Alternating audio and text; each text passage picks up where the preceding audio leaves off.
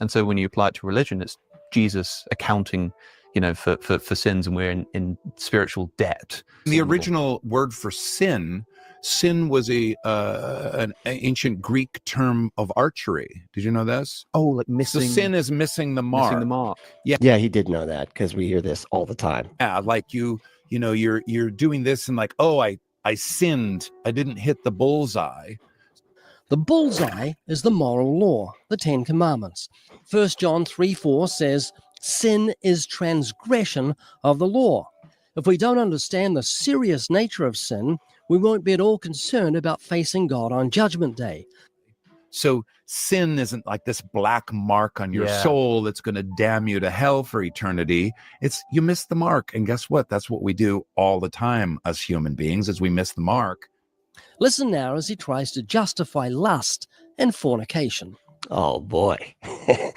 Awesome. I knew I picked a good one. He's going to sit here and try. He's not going to actually do it, of course, because we all know that lust is unjustifiable. Okay, because it's the most evil thing you can do. You're just, you're fornicating if you look at somebody with some lust or whatever. That's it. That's Jesus said. So we're getting back to some basics with Ray Comfort here. So let's check it out. I am Brentley, and this is the Punk Apostate. Let's go.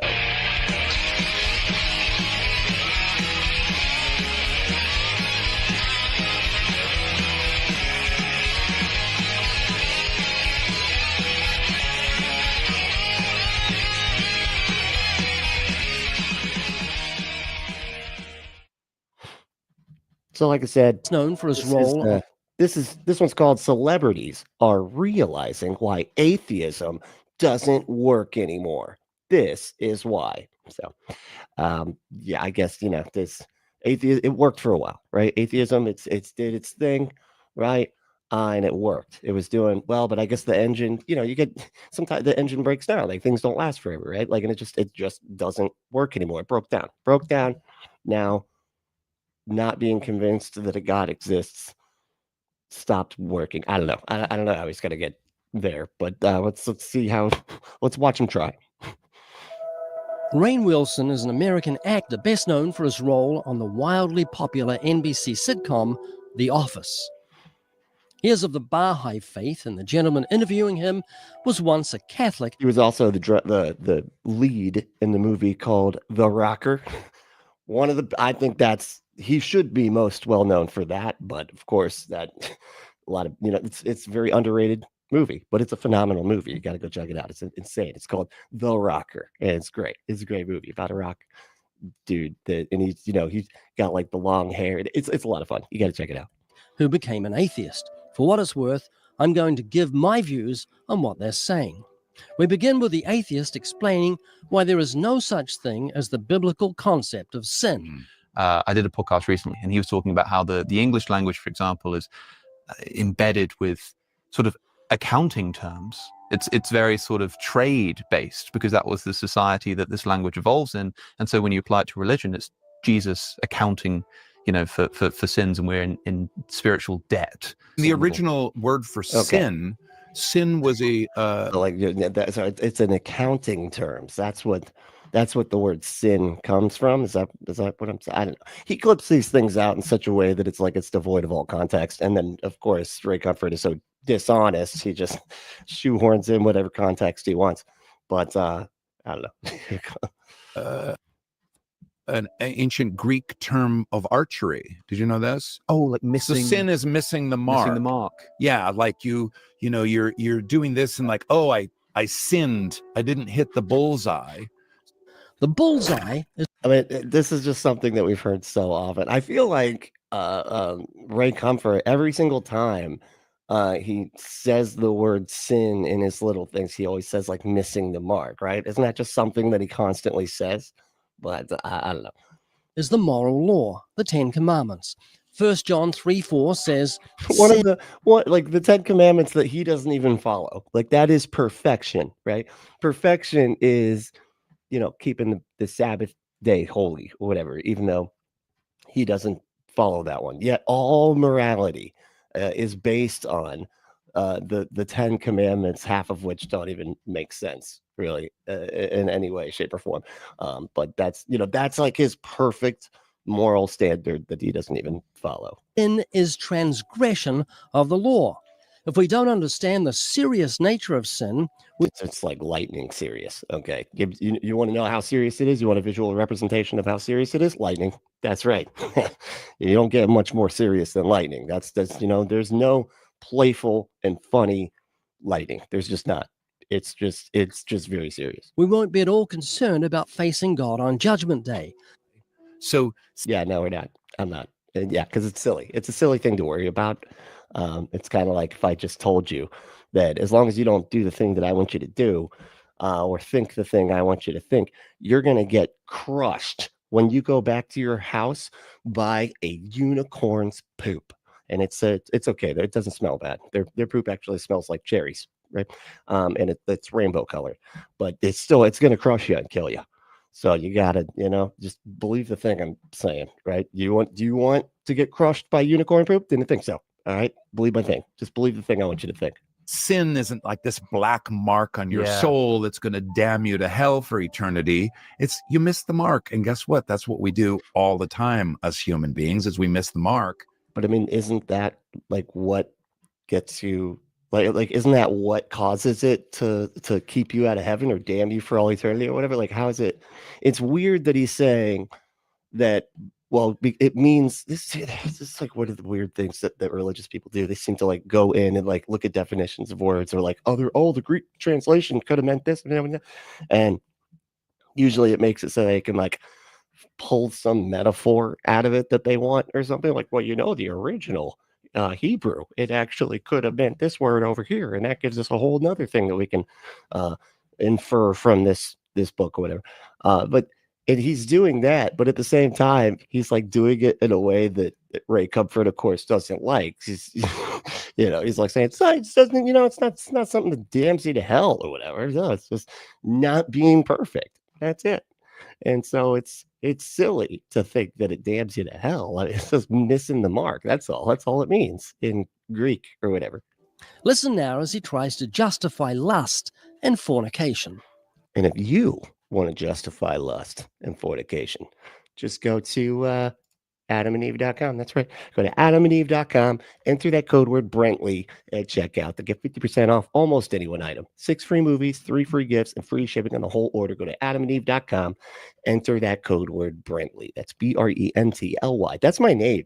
I know it's people are like, what the fuck is it kind of like? Why is that a code? It doesn't even, it should be like Code Punk or something like that. No, it's my name. My name is Brentley. Okay. So that's like how that's what, people address me using that name. And so that's why it's anyway. Go to adamandeve.com, enter code word Brentley at checkout, and get yourself an exclusive offer. The packaging is discreet and comes quickly. And so can you if you get the right products, that is. Go to adamandeve.com, enter code word Brentley, and get yourself I feel like I already said that, I feel like I'm repeating. I need to write this down. That's the problem here. But hey, and if you feel like it, I'd appreciate it if you want to hit that like button. There's like a little thumb thing down. It's right under the video. It's right there. You can see if you just back out out of your screen, you can see it. There you go. Thank you. Yeah, see it? Yeah, you got it. Perfect. Thank you. All right. But when you think about the insistent self and you think about the universality of religious faith and religious belief, the ego and the allure of the ego of lust and passion and power is hardwired into our DNA, as well it should be. So lust is hardwired in our DNA. Our lust for power. I mean, I don't know, he slipped the word power in there, but he's like, as it should be. We should all be just lusting for power and stuff. I mean, I think maybe he was. Did I hear it wrong? Hold on, let me go back. Maybe I'm going to make a huge point about something I misunderstood. Ego of lust and passion and power is hardwired. Lust, passion, and power. Like, I feel like the power came out of nowhere. Maybe he's in the power play, maybe he's into that, the BDSM type stuff, swapping the power play. Anyway, Into our DNA, as well it should be. As well it So should. lust is hardwired in our DNA. As well it should be, okay, because it's great. It's great. And everybody needs to lust, you know. It's just something everybody should do during the day. It's just, it makes the day worth living. I don't know. As it should be. And he even As it explains should be. why we Yeah, as it should be. We should all be lusting. That's right. should lust. Because we are We should lust. Yes, we should. It's kind of like, you know, how the species keeps going as a species because that lust stuff. part ape, we're part, we're part animal. Oh, you just pissed him off. You just pissed him off. It's like, we're part ape. Oh my God. What? Oh no, he's out saying a thing that I don't believe about science. Maybe we're mostly animal. That's how we survived. Mostly To have our own self 90%, about 90% animal, 10% alien. I don't know what it means, but interest, to spread our seed, to seek power, protect ourselves. seek power. He did say that. Okay. And this is why evolution is so appealing to sin-loving sinners. If we're just Sin loving sinners as opposed to the like him that does not like it. He hates missing that mark. You know what I mean? primates, then we can fornicate our little hearts out because it's not sin. It's just a natural instinct to procreate. Fornicate your little hearts out. That's right. I don't think that's the body part that you. Anyway, I was like, fornicate your little dick off. That's right. We don't therefore have any moral responsibility towards God. It's just every guy doing what he should be doing, spreading his seed. Yeah, and hit the hammer on the head there. Yeah, we don't have any reason to fear God or give a shit about what you think, Ray Comfort, what you think your God wants everybody to behave like. Yeah, don't care. Yeah, it's just your opinion, buddy. Okay, that's all. Listen as I speak with this young man who was spreading seed with his girlfriend, and then I explained to him, and Did you get him in the act of it? Is that what you? Like, I came up on him, and he was spreading his seed at that moment, and they were like, "Why are you in my house? How did you even get in here?" And I was like, "Well, like I do these interviews, and so I just snuck in the door and saw y'all fornicating." this young man, what every one of us need to hear if we want eternal life. After that, we'll look at the amazingly I'm good. I actually don't. I'm not. I mean, you can keep your eternal life, dude. That sounds just miserable. Too long. It's too long. You know, eternity is just like a few minutes longer than I want to exist. That's all. You know, by like infinity, right? How's everybody doing? Doing all right? Y'all feeling okay? Michael was number one. Michael won. How you doing, man? And he knew it too. He's like, I'm number one. You'd like one of them foam fingers, you know? You could just anyway. Steven, what's up, dude? How we doing? Hey, what's up? I'm doing we're Ray Comfort. That's what's up. You know what I mean? That's what's up, bro. That's what's up. And third, native atheist. Holy shit. Oh yeah. What's going on? Said he was also in House of 1,000 Corpses. He was? Damn, I haven't seen that one in a while. That one, I got to be honest. That movie troubled me. There were parts of that I was like, I just wish I could carve that out of my brain and leave it out. It's something that I had never seen before. Just like parts of it where I was like, okay, I could have done without that in my fucking brain there. Now it's in there and I can't get it out. It's an indelible wrinkle in this fucking thing now. And it's all Rob Zombie's fault. And anyway, but yeah, not as much a fan. I liked the Rejects one. I did like that one a little bit better. It's kind of weird because people keep telling me that one was more like that one disturbed other people, and I was like, that one was fine. The first one bothered me. I don't know why. I don't know. Maybe it was the ending. I don't know. Something bothered me in that fucking movie. But anyway, who else we got here? What's going on? Oh, and Grand Theft Autobot. What's up, dude? Hey, said let's make fun of some fundies. That's right. Some fundy making fun. Yeah, it worked. It worked if you don't think about what I just said. insightful answer Rainn gave to this question. Why are you not an atheist? Oh, I tried being an atheist.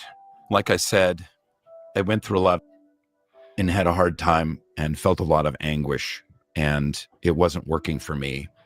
Who created sex? okay. So he tried out the atheism, but it was, it caused English, or like, I don't, and it's funny too when people talk about this, because like like so often people will act like you can choose your beliefs or whatever, and they'll be like, wouldn't you rather believe stuff like that is positive or whatever, like that maybe there is a purpose to reality and all this type of stuff, right? And it's like, wouldn't you rather believe that? And it's like, I can't fucking decide what I'd rather. Like, you think, if I could just decide that reality is the way I'd like it to be, then yeah, I might not be an atheist, but that's sort of the fucking problem. Is like, I can't help it. I have to be convinced of what I'm convinced of because of the reasons that I'm convinced of it, whether or not it would benefit me or make me feel better to believe stuff that's obviously false. Like, that does not matter at all. But that seems to be the way they think. Like, wow, people are in better health and stuff. Like, you hear that a lot. Like, oh, it's actually healthier. People that believe in religion and stuff, and it's like, okay, but I mean, and it's like, so we should like work towards being healthy mentally by lying to ourselves and making up weird things, to like comfortable lies to believe or whatever, so that we can be more healthy. And it's like, first of all, I can't help what I believe. And second of all, like, isn't there a way to like be healthy while also not being like delusional or whatever? Like, can I do both? Can I strive at least towards like some kind of mental health outcomes that maybe make it so where I can be healthy and not be lying to myself about what is real? I don't know. I feel like that's got to be, because again, can't help it. I got to believe what is convincing, and everybody making up gods and stuff to make themselves feel better. I don't find it convincing, and you're not going to catch me doing that. Not too sure. Well, it's not a product of evolution. It's incredible. Yeah, it is. I don't know why. Just out the gate. Well, it's not because of evolution, that's for sure. What? Why?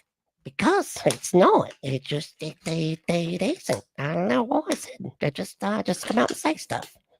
Male and female coming together for pleasure and to make children. Mm-hmm. God created sex. Mm-hmm. We tend to think God doesn't want us to have sex, but you read your Bible.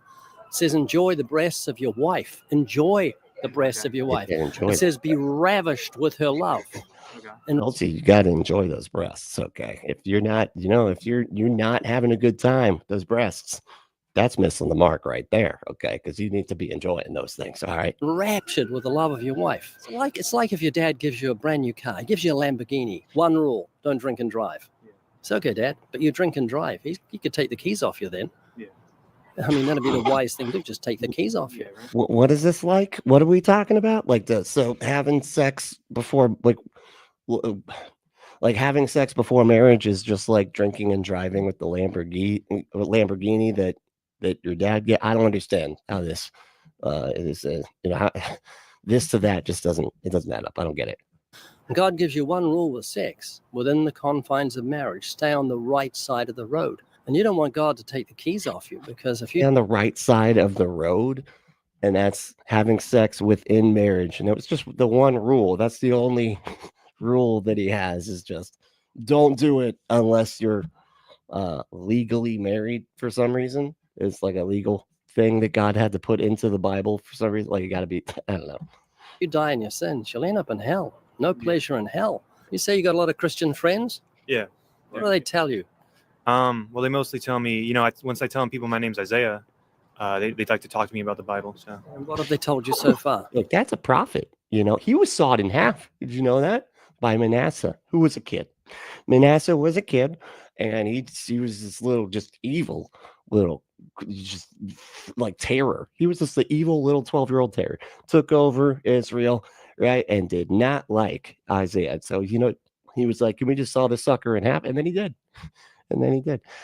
That's what I hear anyway. I don't think I don't know where it's actually at in the Bible, but I feel like people have alluded to it in the Bible, but I don't think the verse is actually in there that says that Isaiah was gonna. Anyway, Mostly stories about Jesus, but their way of life and their morals. So you said you're not a moral Yeah. person. You're having sex with your girlfriend. You're looking at pornography. Have you lied and stolen? I've done some stealing, just small stuff, not Just like diamond rings and things like that. Have you ever used God's name in Audio. vain? Yeah, sometimes You love your mum? Oh, I do. Would you ever use that's strange. Like, I don't know how it sounds to y'all, but like it just went into just one headphone when he was talking. I don't know. I think maybe he like accidentally hit the mono button or something because it's like not in stereo. her name as a cuss word? I wouldn't. No, because you respect her. Right. You don't respect the God that gave your mother. You've taken his holy name and used it as a cuss word. That's called blasphemy. Very serious, John. Do you still think you're a good person? Yeah, I don't really think it's that serious, but I'm glad you think it's serious that I say a word you don't like. Still am sometimes. Yeah. When did you last look at pornography? I stopped doing pornography for like a few months. What do you think God thinks? What the like? I still don't. I can never understand like how he thinks it's okay to just go up to children and be asking them about like the pornography that they look at. Like that just is so wildly inappropriate. It's unbelievable. Of that. It's a bad trait to have. Jesus said, if you look at a woman and lust for It's like her, a bad you committed. personality trait. You know, it's a characteristic that's just a negative. And they're like, and there's somebody that looks at pornography sometimes, and that's that's just part of their personality, I guess. Adultery, whether in your heart. So Isaiah, here's a quick summation of your court case on Judgment Day. And the audio, Not judging. and the audio's back. So it's just for that one interview. His audio got messed up. That's fun. Be better, Ray. Come on. What are you doing? What are you doing? Fix your microphone. All right. Maybe do a sound check or something, man. Just weird. Okay. I thought my thing messed up here for a second, but it didn't. It was you, Ray. You, but you've just told me you're a lying, thieving, blasphemous, fornicating, I did. adulterer at heart. Oh God. And you have to face God on Judgment Day. If he judges you by the 10 Commandments, Dave, what's up, dude? Dave said, Kirk Banana Boy Cameron wants to be Mr. Rogers, the Christian fool. Yet Mr. Rogers was a Christian, but never spoke about it on Mr. Rogers' Neighborhood. Yeah, I think because he knew that it was too divisive, right? And Mr. Rogers was like, he seemed like a pretty chill dude, right? I just think he just wanted to bring people together. And he was just a genuine cool guy. I don't know. It's fine. Like I'm surprised that like nothing ever came out about him. Like, oh, actually, did you know Mr. Rogers? He was a serial killer. Yeah. They found they found literal skeletons inside his closet. That's right. Under the floorboards, right? And he just annihilated like 90 people. Nobody ever knew it though, because we all liked the show, and so we purposefully just did not have him as a suspect because we just would rather that not be true. So that would be wild if that ended up happening. But no, he did not have anything come out there. But oh wait, you were still talking. Yeah, Mr. Rogers. Oh no, yeah, I was done with that. Okay. I've seen that. He was like talking about he's making a new show or something, right? You're talking about Kirk Cameron. He's got like some new show where he's like it's more a combination. Yeah, it's like Reading Rainbow and Sesame Street, but he says I guess there were puppets in Mr. Rogers, right? Like he had the little imagination station railroad. What the fuck was that place? Anyway, it was like some place where they had and he had the puppets, and it was like one of the puppets was like the battered wife doll from like it's a really old like bit where the wife would get hit by a club. But anyway, but they used to do it with puppets. Anyway, he has like one of the puppets that he had was that battered wife lady, or looked exactly like her. Anyway, but yeah, no. So he keeps on saying he wants to do like a Mr. Rogers thing, but it's so obviously Sesame Street and Reading Rainbow because he's just reading a book. But whatever, But yeah, tons of mice. What's up, dude?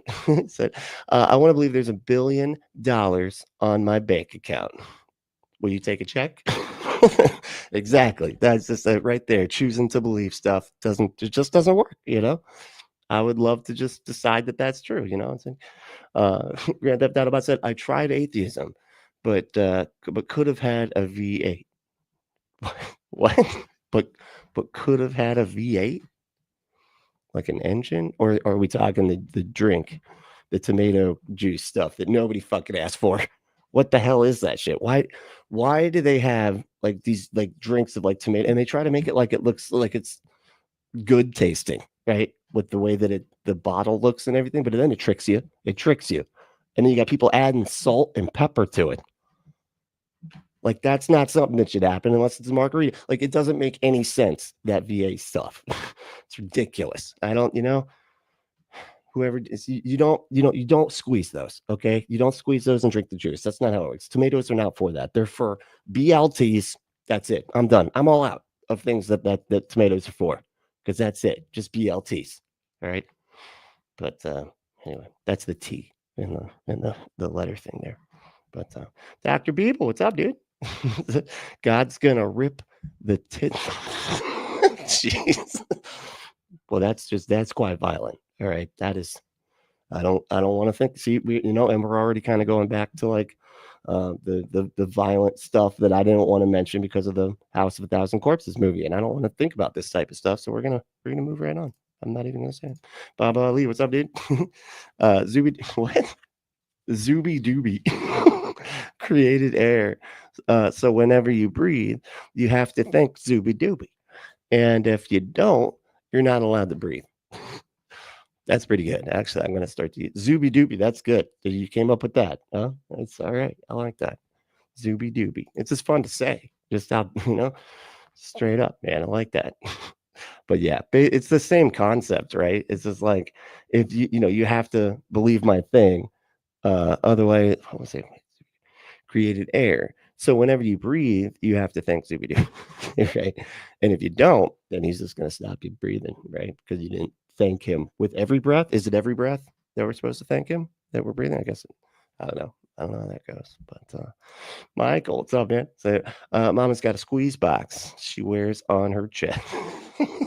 Actual music. Oh, is that a song? That's a hip hop song, isn't it? It just either that or a Hank the Third country song, right?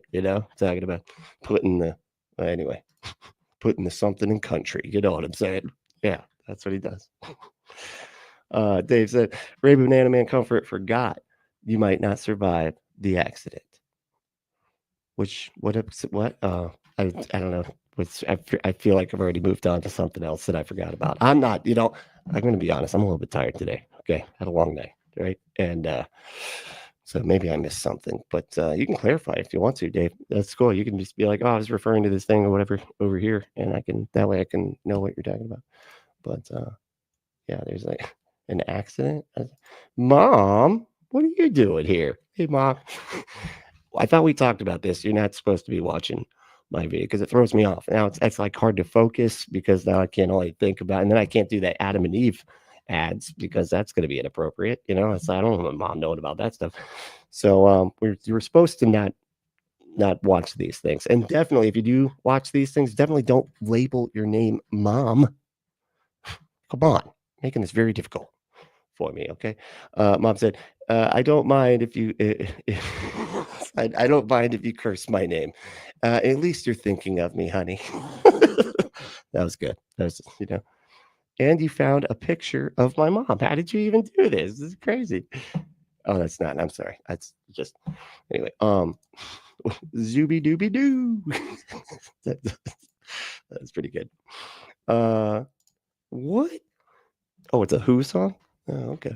I like that drummer was phenomenal, dude. That guy was fucking Keith Moon. That dude was something else, as my mom would say. He is something else. That's what he is. Dave said, the car visual about the lame guy. Gotcha. Oh, that's right. Yeah, that's right. I forgot he had that analogy. Yeah, no, you're right. And you might not survive the accident, which would make the whole point moot, right? It would be a moo point, like a cow's opinion. It just doesn't matter. You know what I mean? We've looked at 4. You're going to be innocent or guilty. I would be guilty. Would you go to heaven or hell? I guess I'd have to go to hell, yeah. Horrified. Yeah, he sounds horrified. He's like, yeah, I guess I go to hell. Whatever. I don't care. It's just like, whatever, dude. No, it doesn't matter because none of this is true. So it's, you can frame the conversation any way you want and just pretend that you're right the whole time. And that's what you do because you're religious. So that's what you're going to do because that's what they all do. But yeah, I'm not convinced you're actually right about what you're so confidently claiming to be right about. I've just met you, but I love you. And I don't want you to go to hell. It breaks my heart. Ever heard the Bible verse, the wages of sin is death? No. It's very famous. It's saying that God is paying you. Audio messing up is driving me insane, dude. You should have just kept this whole interview out. Jesus. In death for your sins, like a judge who looks at a criminal who's committed murder, but he says, Judge, I'm a good person. The judge says, I'm going to show you how serious your crime is. I'm giving you the death sentence. This is your wages. This is what you've earned. And John, sin is so serious to a holy God, he's given you the death sentence. You're on death row. You're in a holding cell. It's got a nice... He's like, okay, you're taking too long to say this stuff that you're just trying to say here. The roof, good air just looks conditioning. so bored. Like, okay, can I? If the camera wasn't so close to my face, I'd be like looking anywhere else. But Good lighting, but this life is a holding cell, and your death will be evidence to you that God is deadly serious about sin, and you've earned your wages. So many of these. God gave you life. Oh, there we go. Oh, thank goodness. Okay, we're back to both ears. This is insane. Like, sorry, I know I'm kind of fixated on this, but like the fucking audio issue is insane. And he should be first in your life. He gave you eyes to see with, ears to hear good music, taste buds to enjoy, and bad music too. He gave you the ears. It can go either way. Okay, they're there for either enjoying or hating music, whether it be good or bad. It can go either way. good food. He gave you the instruments to enjoy sexual pleasure within the confines of marriage. He calls them instruments. And if you want to do something fun with your instruments, right, just go to adamandeve.com, right, and have your instruments assisted with their instruments, right? You know, so, go to adamandeve.com, enter code word Brentley, and check out to get 50% off almost any one item. 6 free movies, 3 free gifts, and free shipping on the whole order. Go to adamandeve.com. It's America's #1 sex toy dispensary, by the way. And get your butt some stuff, dude. Get it, you know, and your other instruments. Like, you can get your butt and instruments stuff. I don't know why he would use the word instruments, but I can't now I just can't help but think of like a flute down there, you know, maybe a flute with like a couple different little cowbells hanging down from it, flute in the book. Anyway, but So here's a question for you. Have your friends told you what God did for guilty sinners like you and me so we wouldn't have to go to hell? What do you do? Oh, died for us. oh right, he died. That's right. Yeah, you know, he did the self-sacrifice thing. Yeah, no, I got it. Yeah, Jesus died character development thing, you know, in the story of the Bible. on the cross. He died for our sins. Now, most people know that, but they don't know this. And John, if you can get a grip of this, it's going to change everything for you. So don't let anything distract you. The 10 Commandments are called the moral. Immediately he looks away. Like, I would love that. So don't let anything distract you. And it's just like, and he will too. Like, he'll be, hi, or sit over here. And it's like, you see people like get like, man, I wish that I had a clip just offhand to show you. Because like, you're like, hi, I'm talking to you. Stop looking over there. Be like, oh, but okay, buddy, what the fuck? Talking to me like I'm a child now? Like, what do you think? Fuck yourself. Okay, right? Get the fuck, you know, telling me what I have to pay attention to when I'm paying attention to what I'm paying attention to. Go fuck yourself. No. Law. You and I broke the law. Jesus paid the fine. It's That's why I anti-idiotic. What's going on, dude? How's it going? cross. That's why he said it is finished. Just before he died, he was saying paid in full. If you're in court and you've got speeding fine. Fucking knew it. I knew it. She knew way too much. Way too many facts about the who. And every time I asked her about it, she's like, the who? Huh? What? Where? Huh? Acting like, no, I knew it. I knew it. My mom said she said I banged Keith Moon several times in the 70s. But he is not your father. Damn. Thought that's where I got my sick rhythm from. But no, must be somebody else. Probably just another drummer, you know. The ladies always love the drummers, you know what I mean? Especially in the 70s, dude. They were like the coolest. Anyway, have you heard of Barry Manilow? Oh, I have heard of it. I couldn't tell you anything else though. That's it. Just that I know that name. And I feel like he does like some really, really soft, kind of low key type stuff, but I'm not really sure. I'd have to do a Google search for that one. But yeah. And you plead guilty A judge will let you go if someone pays those fines, and it's legal. Well, God can And it's legal. Can you believe that? Wow. legally take death off you because Jesus paid the fine on the cross, rose from the dead, defeated death, and if you'll simply repent of your But if you don't choose, do you get death? Because like he always says this, like you've earned death or whatever, right? But then but nobody dies. Like everybody lives for all eternity. Like whether you're a Christian or you're not, it doesn't matter. Nobody dies. So like I don't know why he brings up this like you've earned your wages thing when he doesn't think anybody ever dies. Like his own talking points like run into his own talking points, and it's so weird because he has like he has like exactly one fucking script. You would think that he would like update this thing over time, but no, he doesn't. He just says the same fucking annoying questions over and over, even though it doesn't actually make sense when you actually look at what he's saying.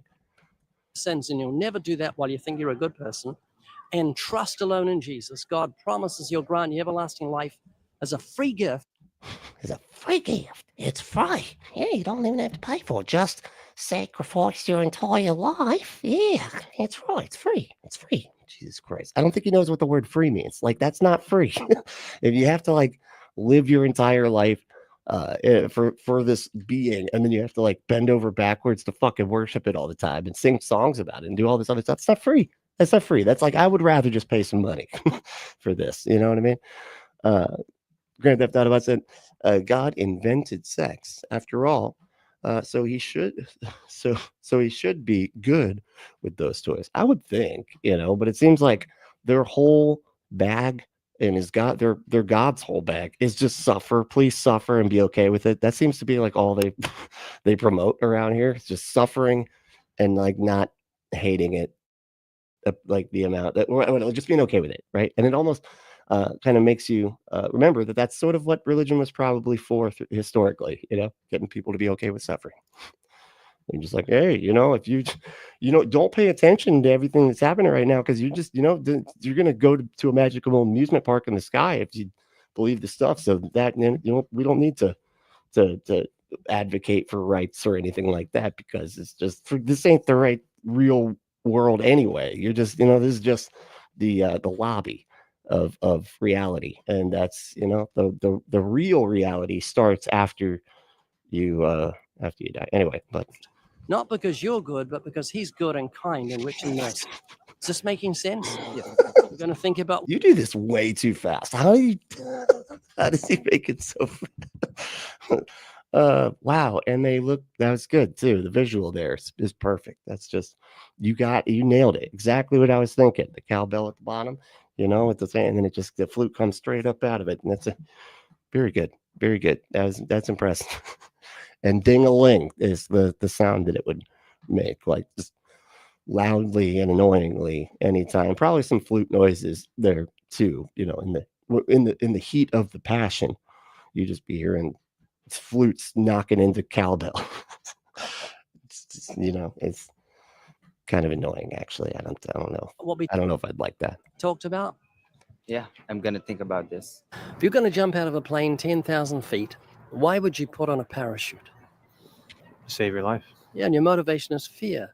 And that fear is your friend, not your enemy, because it's making you put on a parachute. Yeah. And Isaiah, because I love you, I've tried to put the fear. Fear is your friend. See, and another time that I feel like Ray Comfort just gives away the bag. He's just like saying the stuff he's not actually supposed to be saying. Like, I'm trying to make you afraid, because fear makes it so that you don't think critically, because you're just afraid of being tortured for all eternity. So now you got to believe that you have an undead carpenter ghost living inside of you. Yeah, it all makes perfect sense. Yeah.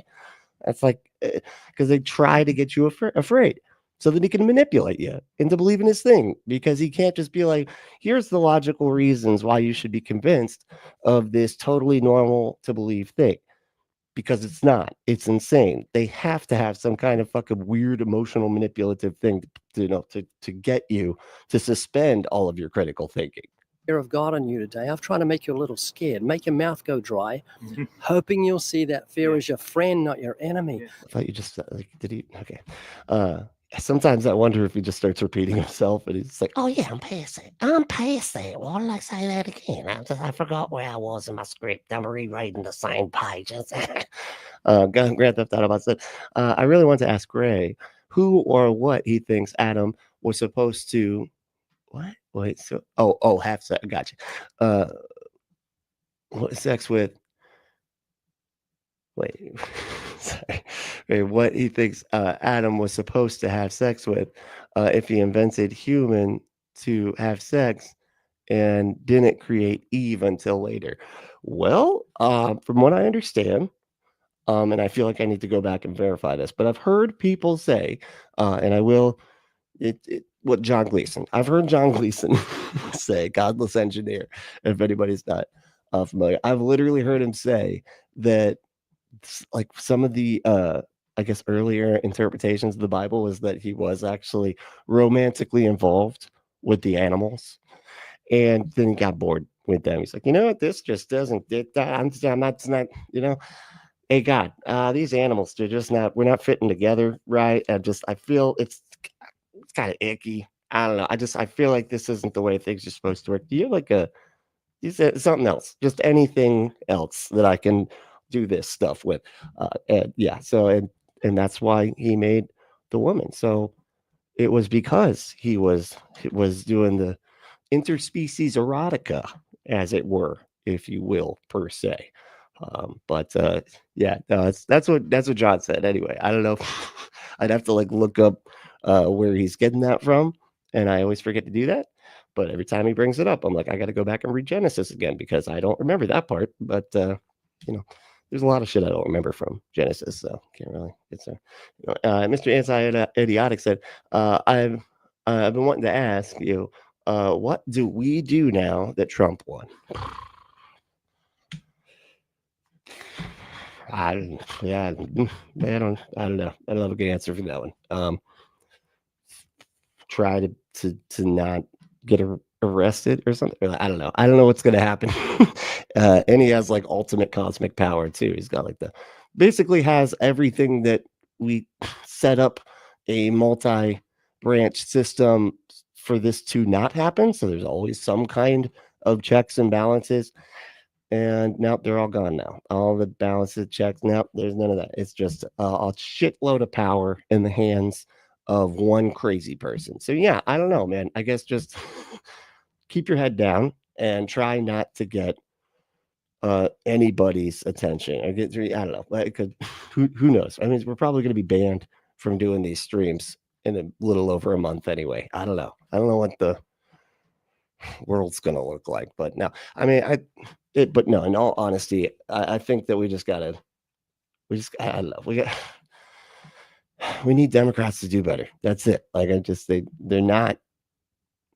And I know it's like harder, the job that they have to do. It's like a far harder job than like the Republicans, because they basically all like gotta terrorize like one group of people, white, straight, cisgender Christians, into hating some group of people so that they can freak them out and get them all around to the polls.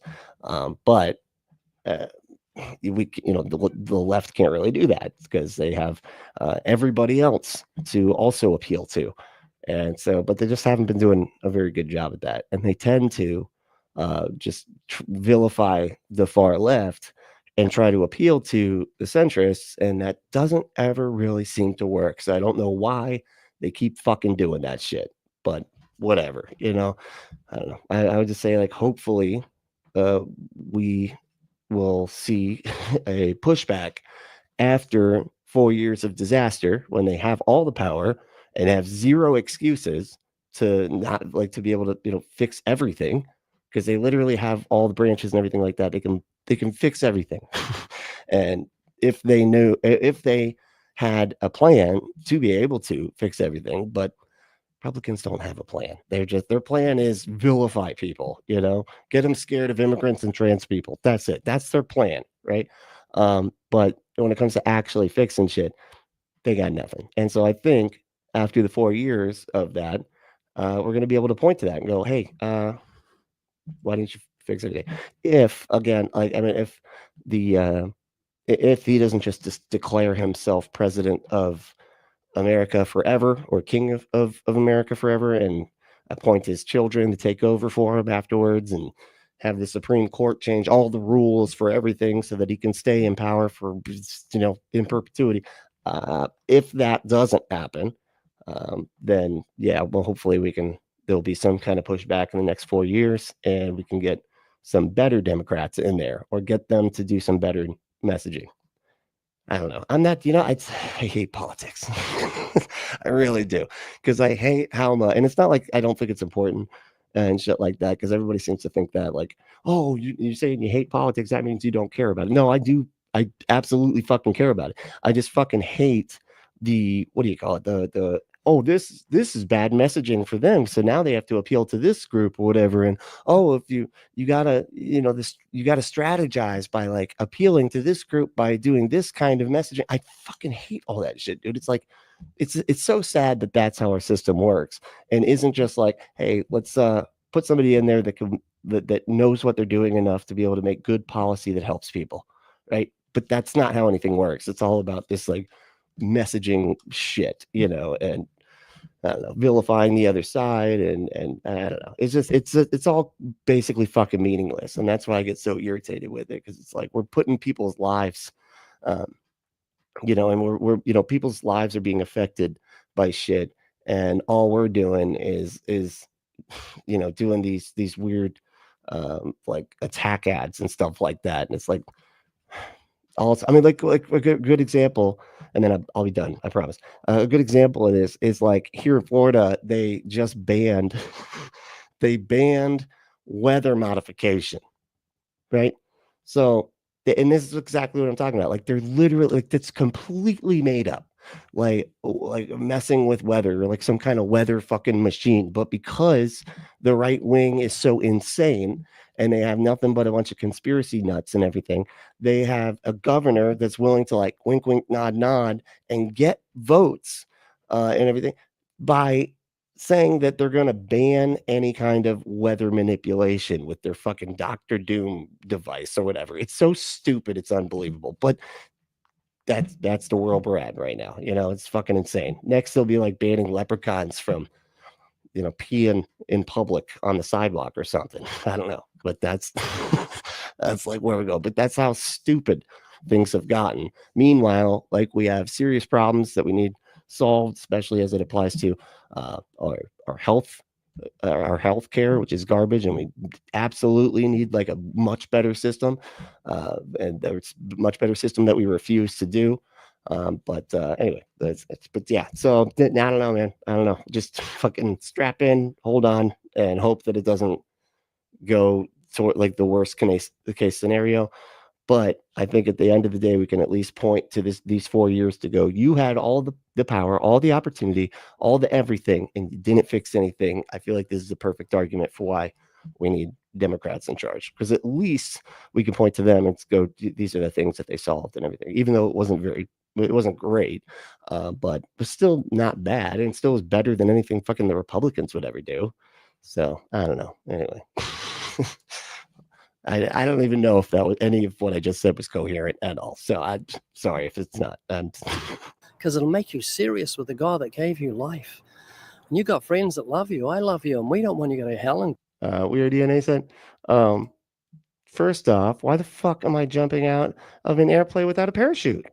What's up, my dude? How you doing, man? What's up with you? Yeah, that's just a weird analogy. I don't, because he's just like, why do you want a parachute? And you're like, because you'll fall, and the parachutes keep you from falling. I don't know what you want as an answer here. This is, but yeah, kind of he always just does that. Like he's like, so fear's good, right? Because fear, like parachute. It's this really weird scenario of like how like in this one instance, fear would be a good thing. And so that's his excuse for trying to make you fearful of a torture dimension that is loving God created to terrorize you into loving him back, I guess. I don't know. God takes no pleasure in your death. So you're going to think about what we talked about today? Yeah, exactly. Yeah, that fear part is pretty good. that fear thing that she was saying with this. I'm not really listening. Okay. That was my favorite part. That's like when somebody asks you about your favorite part of like what the, of something you weren't paying attention to, and then you just say the last thing that they said, and be like, that's the part I like. That sounds like that's what he was doing. Stephanie, hey, that's Stephanie. How you doing? Said politics sucks, but it is life. I know, and it sucks that we have to play this stupid game in order to like protect different groups of people that are just being flung back and forth as part of like their fucking game that is politics. And this is what I mean, like people's actual lives are being used like a ball. It's almost like they're just like throwing these people back and forth like they're a fucking volleyball, just getting beat to shit. But it's fucking immigrants and trans folks, everything. Like it's just sad. It's sad that that's what's happening, and it's sad that that's what motivates people so often, is their fear of other. And so the folks that are marginalized just get completely kicked around during these, for political games and shit. It just sucks. But you're right. It is a game we still have to play, and it's unfortunate, but hopefully, because of this mess that we've been in for the past, I don't even know, 8 years, hopefully we can get some better Democrats in there. That's all I can say. I just hope that they can figure out a much better message that appeals to more people. That's it. That's all we can really do, because unfortunately the Republicans have got it in the bag, because all they got to do is, freak out the bigots, and then the bigots run around and get everybody to go vote. That's crazy. But anyway. Well, the Bible says the fear of God is the beginning of wisdom. If you don't fear God, you're not even begun to be wise. And then it says this. It says, through the fear of the Lord, men depart from evil. And you'll never depart from evil, or what God considers to be evil, until you fear God. So think about what God is. So it said, paraspera ad astra. That is a very difficult thing to say. But said, I'm mildly curious about Ray Comfort's reaction to the Rainn Wilson interview, although it's likely very predictable. Yeah. Well, and I don't even know if we're ever going to, I guess we're about halfway through. Eventually, we'll get back to it. Oh, yep, there it goes. Okay, so just a couple minutes. We'll see whatever the fuck he set up. He always does this, where he sets up the thing at the beginning. That is usually the interesting part, right? And then he goes to his interviews, and then he bounces back from the interviews to the actual interview, or the actual interesting thing. But he's got a lot of padding. He's got to pad, he's got to pad that time with his weird conversations where he's asking children, how often they masturbate and stuff. It's fucking. But anyway, yeah. He's the maker of your eyes. 137 million light-sensitive cells. He made your eyes, yeah. He made him. He's got a machine. That's right. He's got an eyeball machine. That's right. And then he puts in the quarter, and then you turn the little thing, and then the eyeballs come out, and he pops them in your head, and that's how it happens. In your eyes. He's the maker of the sun. This earth fits into the volume of sun a million times. It's that big. And the flames leap out from that sun 50,000 miles at a time, and God is its creator. He's the maker of lightning and thunder. And you've got to face him on. This is so weird, man.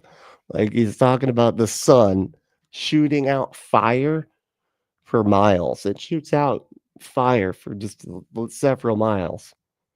Yeah, God made that. God made that. Isn't that scary? It's a fire launcher, basically. And our perfect God made the fire launcher, and lightning too, and thunder. The sound that the lightning makes is pretty scary too. Kind of makes you jump a little bit when it happens when you're not expecting it. So that's God did that. So on Judgment Day, and you've angered him by your sins, his wrath abides on you, calls you a child of wrath, child of disobedience, and you need to come before him and say, God, I'm sorry, I've done things that are morally wrong. Create in me a clean heart, oh God. Hey, Ellen, what's going on? And saying hey to everybody. What's up? And Gator's my man. What? And Gator's my man? What? I don't know. Is there somebody here named Gators? I didn't see that. There's a misprint. There's a misprint there. I don't know. She hit a key or something wrong. I don't know. And he will. He'll make you a brand new person on the inside. It's called being born again. It's happened to your friends. And you'll suddenly have a thirst It's for happened to your righteousness, that friend. which is right. And that's a miracle for sin-loving sinners. But it'll be your own personal miracle. You know, we know God exists because of creation, but you know it's reality because of a changed life, making you a new creature in Christ. God, it's so weird that he does that. Like, why even have them there, dude? Like, couldn't you just do all this yourself? Why do you need somebody to just, and I swear, anytime he like starts to ask questions of anything that's like kind of interesting, and they're like, well, actually, I think it, and then it just cuts to the next thing. Anyway, he said a bunch of stupid stuff. Now, here's what I'm saying. And then he just like films himself talking to a face of them just being like, and that's the whole fucking video. It's so weird, man. Is all this making sense? Yeah, it is.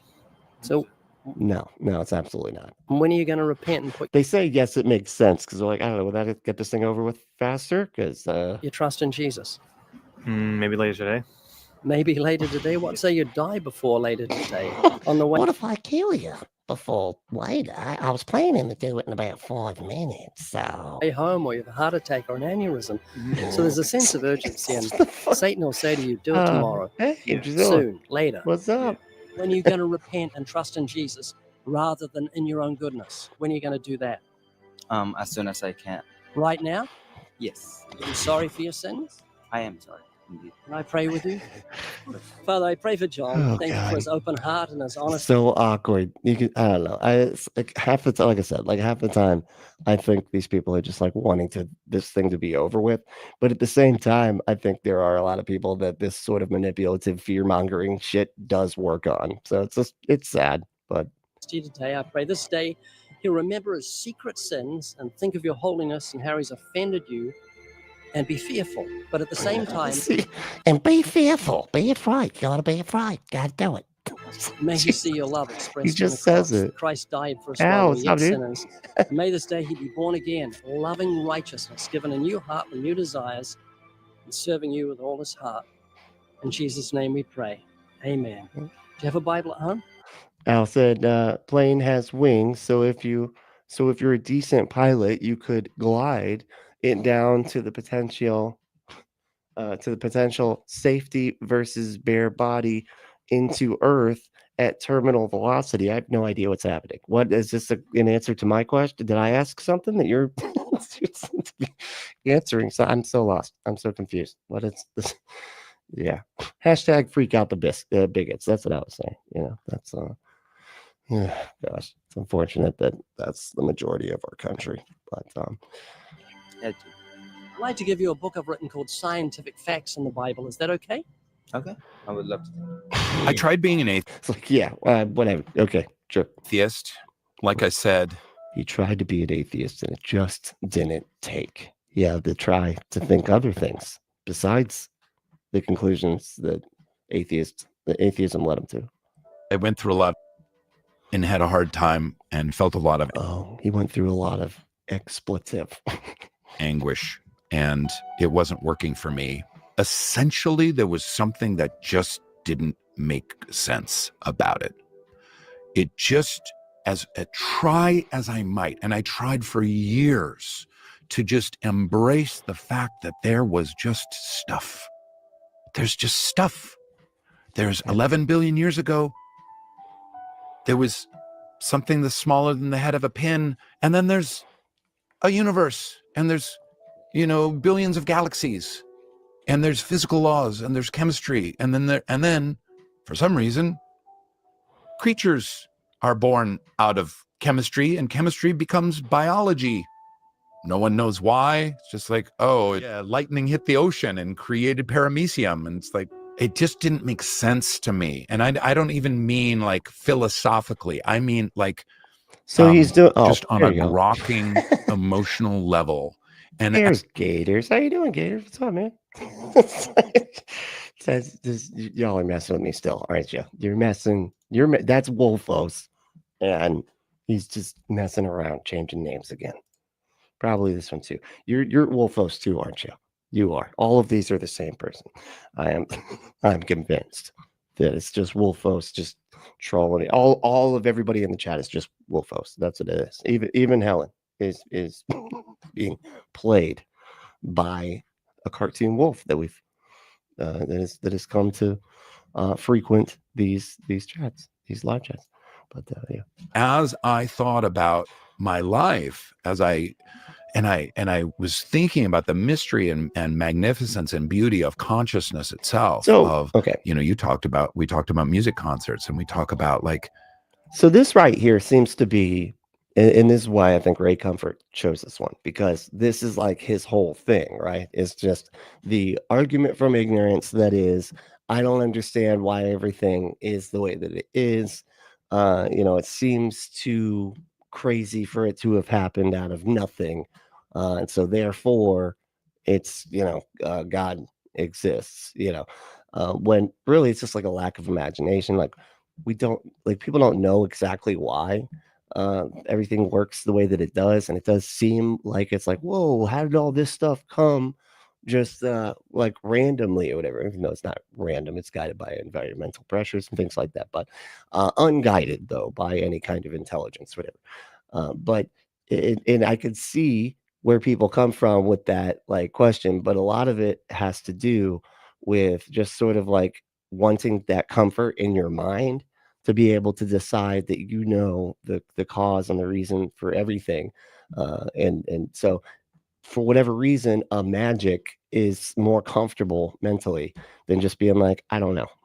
I don't know why everything works this way. It could be that it just does. Like, it was just totally random or whatever, right? But because we're on the planet where it actually happened, we're looking back at that going, man, that's incredible. That had to be chosen to, you know, it had to be decided upon by a magic, because otherwise there'd just be nothing or whatever. But it's like, if there was just a nothing, there'd be nobody to ask. So anyway, but I don't know. It's just what's that way? Post hoc. It's like a post hoc rationalization.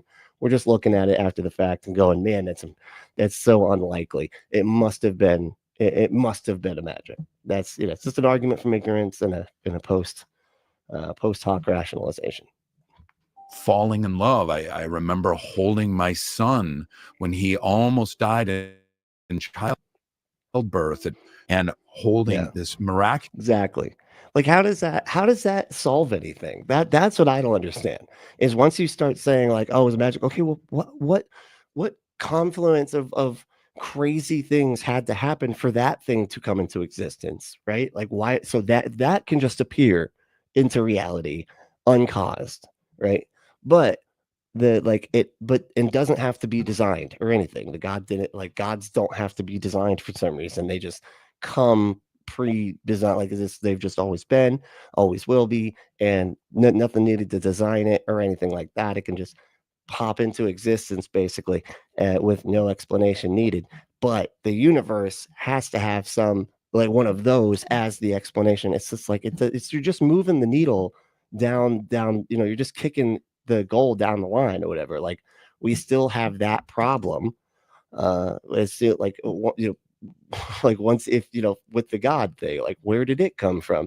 And they always are just like, oh, well, I created a characteristic that takes care of that, which is that it's always been. And it's like, oh, okay. Well, since you created that characteristic that just sort of answers that question, I guess we're all done here, aren't we? It doesn't, yeah, it's absurd. But never miss a Brentley show. No shit. Hey, cool. Gators love this show. You know, that's just, I don't know why. I'm just like picturing a whole room full of alligators just watching the screen, you know, and all just patting each other on the back with their little tiny arms. Like, oh man, that was good. That was fun.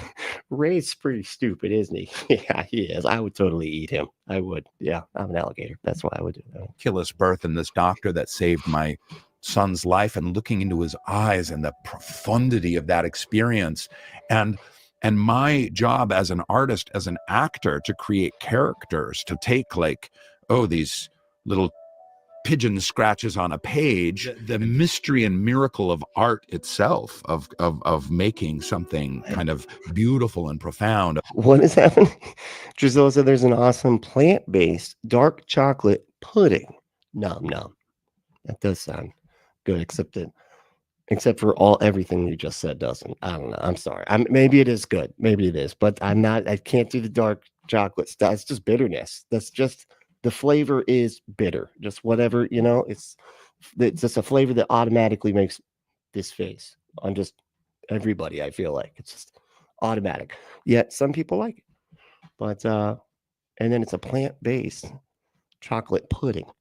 I don't know everything. I mean, I'd have to try it, but no, I'm not liking it so far. I'm just saying this is the way that it's being described. Doesn't sound like something I'd be into, but doesn't mean it's not good. I don't know. I'd have to try it. But Grand Theft Auto, I said, SAO is Rainn saying, I can't wrap my head around truth of the universe, so I'm gonna go with my gut instead and believe in what? Oh, in Hoopajoop. Hoopajoop? Is that what you said? I don't know what Hoopajoop. Sure, yeah. Which is, I guess, just another name for a magic. Is that a? But yeah, I mean, and that's what it always ends up being, isn't it? Like, oh man, I can't figure out how this stuff is the way that it is, man. And I had this wonderful experience with my child or whatever, and so like, this has to all mean something or whatever. I don't know. It has to all mean something, and it has to all be tied to where the universe came from and all that type of shit, which is not. I don't think these things are connected to any of that, but of having these emotions and the totality of the experience of being a human being. Again, as David Bentley Hart talks about the experience of God, it just didn't make sense to me that stuff just exists and then spins around, and then humans are, there's little guppies, and then there's lizards, and then there's beavers, and then there's dinosaurs, and then there's, yeah, you could see it like kind of go from these weird things that don't really seem to be alive but are technically alive, and then they get more and more seemingly alive or similar. I don't know, like, because you look at the bottom of the ocean, and you see those like things where they always have to like speed up the camera or whatever, like starfish and shit, like all that stuff.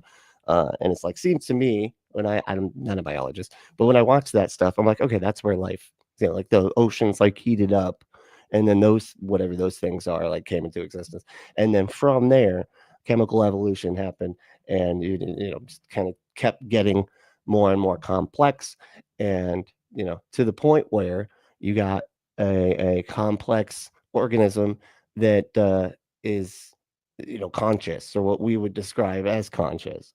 And it seems crazy and impossible and unlikely and all that type of stuff, but we have no idea how likely or unlikely this type of stuff is. What if every planet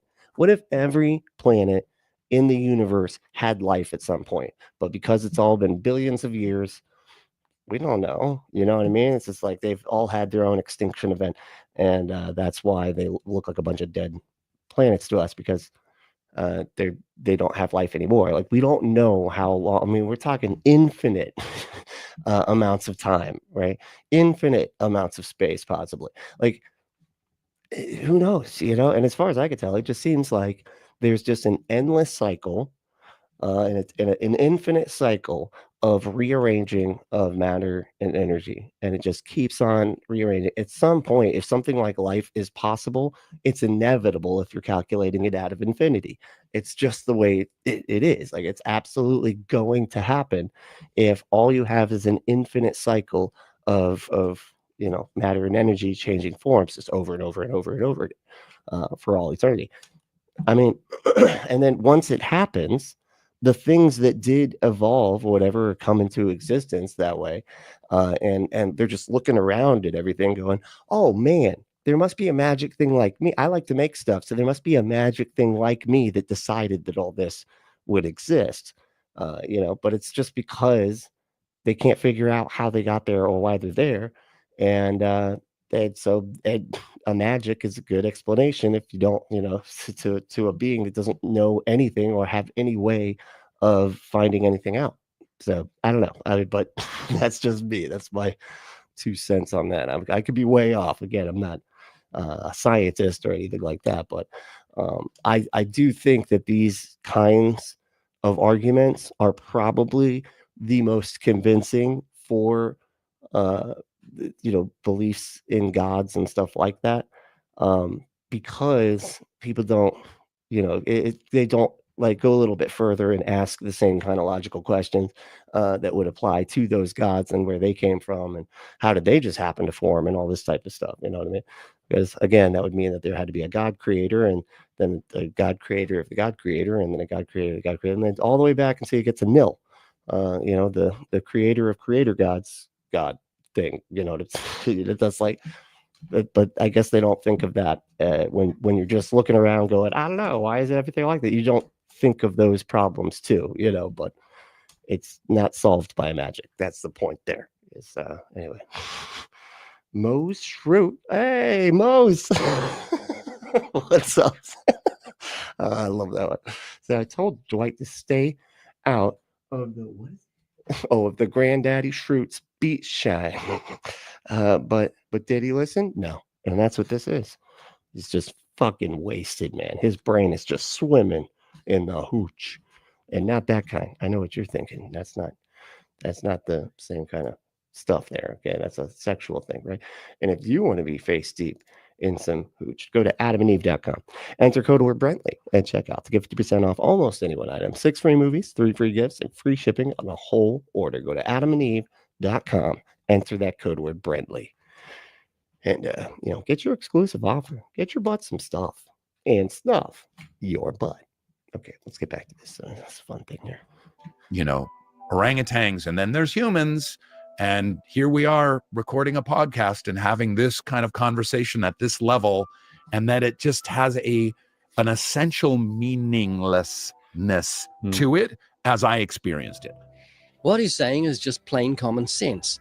No one needs to be convinced of the existence of God. Why? Because God's given light to every man. Every time we look at the heavens, we see his glory. The Bible says the invisible things of him from the creation of the world are clearly seen, being understood by the things that are made. Oh, so the Bible just says that it's so obvious that the Bible is true because of what the Bible says about. It's like the Bible says that it's so obvious that a God exists. Of course, the fucking Bible says that. What are you talking about? Like that's their whole goal, is to convince you not only that being created everything, but that the version of that being that created everything is the one that they are trying to convince you of. So of course, like this is just them trying to just get over that hurdle first and just be like, look, I know, like, everybody already knows that God exists. Okay, but where we really need to convince you is that the one that does exist, of course, is the dead carpenter ghost that lives inside of you and tickles you every single time you sing songs about it, because of the woman made of a rib that was convinced by the talking snake in order to eat a magical fruit, and that's why God had to sacrifice himself. So it's all it all makes perfect sense, right? Jesus. But they try to just act like this is just so fucking intuitive, and it's like, it's intuitive if you're not actually trying to think about it. Like if you're not actually concerned with figuring out what is actually going on here. If you just want to decide that what you want to think is true, then yeah, you can do that. You could just say that God exists or whatever. But like, it doesn't actually solve anything. It just makes it so that you're ripe for the fucking pickings for manipulative charlatans to show up and be like, I got it. I'm the one that figured out like the right thing that caused the universe. I got it all. Now come follow me, give me money, give me views, buy my book, do all this, whatever. It's perfect for the Ray Comforts of the world to use this kind of tactics and everything, Therefore, they are without excuse. That's why the Bible calls an atheist a fool. Right. Recently, someone took one of our witnessing videos and created a short that received over 3 million views in 3 weeks. Wow, look at that. That's great. Go you, man. Yeah. Jesus. I mean, you already have over 1 million subscribers, right? Oh, and she's saying somebody else made a short. Oh, is this like a jab almost? Like somebody out there just getting views from my stuff.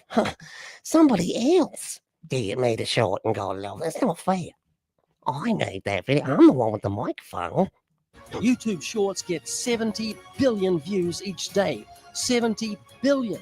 This is a massive mission field. So we not only give you permission to create shorts from our videos. Oh, sorry. It was Actually, he's encouraging it. He's like, actually, you can like get millions of views if you just put this out there. Yeah, please do. Please do. So that way you can spread my channel around so I can get more people to buy my books about science and the Bible or something. We will teach you how to do it in 5 minutes. For details, go to livingwaters.com/shorts. Gay comfort needs a banana from Adam and Eve. That's right. He does. That's what he needs. And we got an emoji actually of that one, of him doing. I wonder, I need to go check because I'm pretty sure that Adam and Eve has to have a dildo that is the shape of a banana, like mostly, right? Maybe get the head of it at the one side, you know what I mean? But like yellow and it's kind of like curved, you know what I mean? And I would love to have that, to get that for this channel, to sell it as a, the part of, sell some of the products on our show. It's for like t-shirts and stuff like that, but I don't know if we're going to be allowed to do that. I don't know. I'd have to check. I got to check the rules and how they, go about making sure that people aren't selling dildos through YouTube. I don't know if that would work or not, but I would love to find that. Real quick, we have a huge Christmas special with the Evidence Study Bible. Buy 2 and we'll toss in a free one. Thanks to the generosity of our publishers, we were able to get a massive print of scientific facts in the Bible, which means... Yeah, that's what I'm talking about. Jesus. Scientific. Look how small it is, too. He's like flipping through it and it's done. It's like 2 seconds. It's like, oh, look at that. No, oh, it's over. It's over. It's like that big, Jesus Christ. What are we at here? Lazy atheist arguments destroyed. That was only... God. Oh, this is that one guy. His name's Big John Steele. Here, check this out. I had looked at some of his. He's got like 14,000 subscribers. I don't know why. It just seemed like he didn't have, because he doesn't get that many views. That's weird. Because it's like 569. Oh, that was 3 hours ago. Okay, that's why. But I have like seen other ones that's just a couple thousand views. But I don't know. So let's see what this. See what he's got. So we have, maybe this guy's better than Ray Comfort. How much you want to bet he's not? Maybe he's just as dumb as Ray Comfort. Well, let's see. the death and resurrection of Jesus Christ. Okay, yeah, I have the Easter Bunny. Checkmate. Okay, what is the data for the Easter Bunny? I don't know. So what are you saying is your evidence? We have multiple eyewitness attestation: Matthew, Mark, Luke, John, Peter, Paul. Nope, no, you're already wrong. You're already just lying. Those are not eyewitness accounts according to like any actual scholars. They're eyewitness accounts to plenty of like people that believe in the theology, but when it comes to like actual scholarship, they're not eyewitnesses, man. They're just people. We don't even know. They're fucking anonymous. How can they be anonymous and be eyewitness accounts? They're not accounts. Jesus. James. We have extra biblical. Let's be like Pliny the Younger, Josephus, Tacitus, and of course Josephus, Tacitus. Neither one of those were born when Jesus lived. They were both born after Jesus had died. according to Gary Habermas, we have 50 plus writings. These in history are an astronomical amount of information, considering that the earliest writing that we have of somebody else in history would be like Homer. There's about a 900-year span between the first thing that we find from him and the actual writing of it. Within the That's what he's trying to get around right then. He's trying to be like, hey, and other people that we don't claim are God and did magical things also had stuff written about them that was after they existed. So it's the same. It's the same, you know? Yeah, when nobody's claiming that Homer like came back to fucking life, dude. Like nobody's claiming that he did magic. Right? That kind of changes things. I don't know. the Gospels, we have about a 25-year span. Wait, there's more. We have enemy attestation. This would be like Paul and James, right? These would be people that went against them. Claims are evidence. And when talking about history, this is Giselle said, the name of the pudding is Devilishly Dark Chocolate Dessert. Oh, that sounds great. Alpro, if someone wants to find it. I actually might, my partner Nikki, she actually likes dark chocolate stuff. Maybe I'll grab one for her and then see what I think about it. See, hopefully it's not terrible, and I'll enjoy it too. I don't know though. I'm not usually into dark chocolate stuff, like I said. But Native Atheist said, the Bible is true because the Bible says the Bible is true. Yeah, I mean, how do you argue with that, man? Like, it's just, it said it in the book. Gisela said, no, bro, it doesn't, wait, NP doesn't know if they got it in the US. But you got most things over there. Yeah. I don't know. We'll check. I'll definitely check. See what's up, because that does sound kind of fun, right? All right. Now I gotta go all the way down to the bottom. I know. I'll keep getting behind on the comments. I'm sorry. Astronomical. So we have, for example, we have enemy attestation. This would be like Paul and James, right? These would be people that went against them. Claims are evidence. And when talking about history, this is astronomical. Claims are evidence. Okay. Sure. Okay. Yeah. I mean, I guess if we're going to broaden the definition of the word evidence to just include claims as well, I feel like the utility of the definition is kind of not great, since claims are claims, and then evidence is what you need to support the claims. You can't have the claims be the claims and the evidence. Anyway, I don't fucking cool. So we have, for example, Anthony Flew, who's an atheist philosopher, who said the most attested miracle in history, and if anything was ever going to convince him that God existed, it'd be the death and resurrection of Jesus Christ. So ridiculous. Okay. Wow, phenomenal argument, man. That was a really good rebuttal. I was really impressive. I was really surprised there. It's funny too, because I feel like they just think they could, as long as they have like a list of bullshit to just line up, all of like, and every bit of that was just insane. And I'm sorry, but like trusting like something written about in history that says that a guy came back to life after 3 days because he is actually God, in a time when a fucking card trick would make people think that you got magical powers and are a sorcerer or something like that. But we're supposed to take the words of people from that time that didn't even write anything down at that time. It was all 60 to 90 years after the fact. But and again, at a time when nobody was ever checking anything and everybody just had wild, insane beliefs about all sorts of stupid shit. But we're supposed to take their word for it from back then that it actually happened. Not only that, but you're incorrect about there being eyewitnesses. That's the Matthew, Mark, Luke, and John are not eyewitnesses. Paul didn't even fucking claim to be an eyewitness, and yet he's like had him listed in the eyewitnesses. Like, there's just so many stupid things this guy's saying, and he's like, but as long as he's smug about it, then that means that he wins. That means that he won the debate. I would love to see this guy go against the Deconstruction Zone, Justin. Oh, I would fucking pay. I would pay to watch that goddamn conversation. You know what I mean? You seen has anybody been watching the Deconstruction Zone? That dude's good. Justin's fucking good. It's like street epistemology, but like with teeth. And where he doesn't keep his position hidden until the end, because that's usually a part of street epistemology, is not telling them your position until at the end, after they've answered all the questions as honestly as they can get them to answer. But anyway, Giselle said, I'm so sorry, Grant. I thought about it. I'll try my best not to insult you like that again. Hey, let's not be throwing insults around, okay? That's my job. That's what I do. All right. And but y'all have to play nice, okay? Aunt Gia will throw you right out the fucking chat window. She'll do it. It'll look like a fucking saloon, right? You got the swinging doors, but they don't get flung out the swinging door. You go out the window, And that's what happens in the chat every so often when we have a fundy show up and try to start preaching to everybody and everything. Aunt Gia just grabs him, throws him right through the window. Hello, how are you? And just real quick, that was just the coming up part. Okay. How old are you?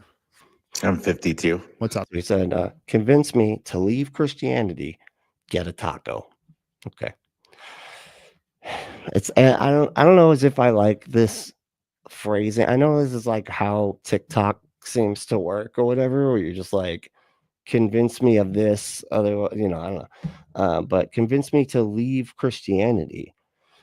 Why don't we just, like, I don't know. I guess it just, I don't want to convince you to leave Christianity. Like, why don't we just decide, like, have a conversation about what we each think is true, irrespective of like, because he's not gonna be convinced to leave Christianity, even if I give him all the fucking evidence any normal person would need to leave the religion. So I don't know, but Oh, bro. Well, you said what is extraordinary evidence? Yes. It would be supernatural evidence would be extraordinary evidence. Evidence of the supernatural would be extraordinary. So what is supernatural evidence? Something that would be a miracle as claimed in the Bible. Right. So what is supernatural evidence? Because if you're just going to say supernatural evidence, well, then we have the death and resurrection of Jesus Christ. Therefore, we have supernatural evidence. So we have extraordinary evidence. what? That's the claim, man. The claim is the death and resurrection. That's not the evidence. You can't say that something is like that there is evidence, like that is the evidence. Okay, because I thought that was the claim. That's like what you're trying to prove, right? And you're just saying that thing that nobody can prove is the evidence, and that's why you should believe in Christianity.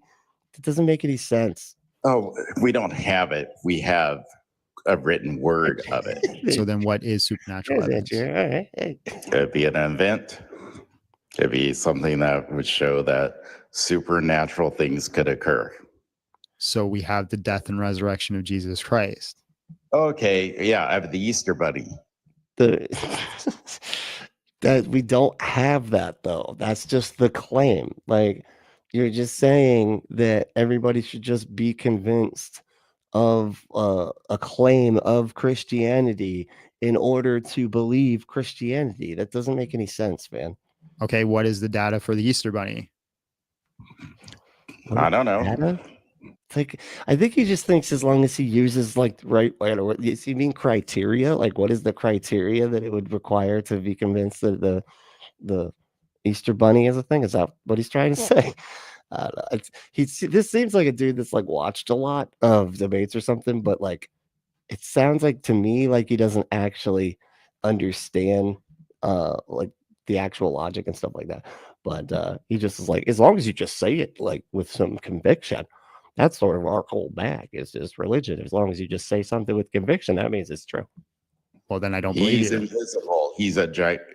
Yeah, anyone could say that something happened a long time ago and then say that's true. That it happened. Yeah, they could. Yeah, 100%. So what does that prove? Right. I mean, it's like the Sai Baba, right? People claim that he died and resurrected. I want to say after 3 days. I can't remember if that was the exact number of days, but like he died and resurrected, did a bunch of miracles, all this type of stuff. He just died in 2011, right? So it's more recent. We have photographic evidence of him existing, right? And people claim that he came back to life. Would that be evidence of whatever the cult is of, that he is God? I don't think he would accept that as evidence. But it's more it's more recent. There's more evidence that he existed at the very least, right? But there's also we do have eyewitness claims that say that they saw that dude come back to life. So I don't know. Seems see for experience claims are evidence. Okay, yeah. It's like what are we even fucking doing here then? Like there's no point in even having a conversation with this guy because he doesn't know how to. It's like everything's an equivocation. It's just like changing. Just claims are the evidence. So I get to define what evidence is, and it's claims. As long as somebody said that it happened, that's evidence of it or whatever. Like, come on, man. It doesn't. Yeah, it just proves that people said something a long time ago. Yeah. So again, what is supernatural evidence? Would be What do you mean supernatural evidence? I don't know exactly what he's even asking for here. Like what you mean? Like what would qualify as supernatural evidence? I don't know. Something that demonstrates that supernature is even a thing. Because we don't have that. That's why I don't understand. Like we don't have evidence of anything supernatural existing. So like, what is his point? Like I'm so confused here. What do y'all think? Does he think he's asking for like what would be supernatural evidence or what would be evidence of the supernatural? I don't understand. Evidence of something that Give occurred. me an example. An example of what? I don't know. God speaking from the sky would be supernatural evidence. Oh. So if right now God spoke from the sky and you heard it, Yes. right? And 50 Mhm. years from now, does that still count as evidence? Yes, it would. Okay. I probably have video evidence of it. Right. Well, somebody would have video evidence, right? Like we all have phones and everything. But so and he's just trying to say that, like, oh, if you had a thing happen to you and then you went and told somebody, would that count as evidence? And it would be like, no, that would count as the claim. And then we would need extra evidence to demonstrate that that claim is actually true or reasonable to believe. We don't have any evidence of anything supernatural ever happening that's been confirmed. Lots of claims, but we have no good reason to think that any of the claims are actually true. So I don't know. I don't know what they're talking about. Right. And 50 years from now, does that still count as evidence? Yes, it would. Okay. I probably have video evidence of it. Michael said, tons of mice. Well, Jesus does have 3 empty tombs. Okay. But, which again, the empty tomb just in and of itself is already just a weird piece of quote unquote evidence, because like if someone is crucified, then they stay crucified, but them being up there is and not being buried is part of being crucified. So it actually doesn't even make sense to have an empty tomb for somebody that was crucified, because you don't bury people that are crucified. That's like already a problem there. And something like that would stand out, and you would think that they would have records of that sort of thing. But no, I mean, because how do we know that somebody didn't just buy a tomb and then just be like, oh, this is the one where that guy like that totally did get buried after he was crucified, like he rose from the dead and left from this tomb, and it was all just literally claims that nobody ever verified or anything like that. Like, how do we know that that's not the case? You know what I mean? So I don't know. But I'm not as good about this sort of historical evidence type stuff as like John Gleason, the Godless Engineer, and other Josh Bowen and stuff like that. About Bowman, yeah, other actual scholars, or not. I mean, John Gleason's not an actual scholar, but Josh Bowman is. And then there's another, can't think of his name, but like we have there's another scholar. And Bart Ehrman, right? That's another good one. But yeah, I'm not as up on this type of stuff as those folks, obviously, but. Right. Can you do CGI with video? Yeah, you could. Okay. There's many ways you could falsify evidence. Cool. And it's easy to falsify something. So then why should I trust your video? You're right. So why should I trust your written word? Oh, Jesus. See, they have to just do this thing where it's like, well, then I can question literally everything. I guess what he's saying is like there's no criteria of evidence that anybody would accept for anything at all. So there's no point. Like it's either you just believe whatever you feel like believing, because there is no standard for this sort of thing at all. So you might as well just believe whatever you feel like believing, right? Like, is that kind of what he's going off of here? Like, I don't know. But tons of mice said Barry Manilow came back from the dead and banged Brantley's mom equals Brantley. That's right. You know, you can see it in my face. See, I got his eyes. I did. You know, he's got those golden green eyes. You know, and so do I. So that's where I got those from. We Are DNA said there are eyewitness claims that children see the Easter Bunny every year. That's way more convincing than adults believing in Jesus. Exactly. Yeah. See, this is where it just gets absurd when you're not gonna. I don't know. I'm like, I feel like he's making an argument against himself here, because he's basically like, yeah, you shouldn't trust anybody saying anything if anybody can lie ever, right? And so then he somehow flips it to like, that's why I am convinced that these people actually did see this person come back from the dead or whatever, even though they didn't write it down for like 60 to 90 years after that. I don't know. Anyway. Well, that's not what we're going to do here, right? Because you're coming up here and saying this is the standard. That's what I thought. Yeah, that's what I thought. This is the standard. So your written word is no more valid than my video. Oh my God. I'm trying to show you the problem with your epistemology, right? There is no problem with it. The problem's with your epistemology. What is epistemology? It's a study of knowledge. Cool. Right. So the problem with your epistemology is you're claiming that this is not evidence. Okay. Well, why? What is your standard? Yeah, it's evidence, but it's weak evidence. What is your standard? It's for a standard. See, this is where it gets weird because like our standard for evidence of something happening that is outside of anything anybody has ever been able to demonstrate that that has ever happened, is that is very, I don't know. It's just like, to me, I'm just like, what the fuck is even the point? Because you're saying like, what is the standard? Well, things that we know happen in reality, right? Things that are possible is something being possible. Does that count as criteria? Because I feel like it should. If you're going to believe something that somebody tells you, it should be something that we know is possible, right? That should be job one. I feel like that's like one of the things that, like, when you're looking at a historical fact, that's the first thing to check, right? Is like, it was something that was claimed in history. It was something like, okay, but is it possible that thing could happen?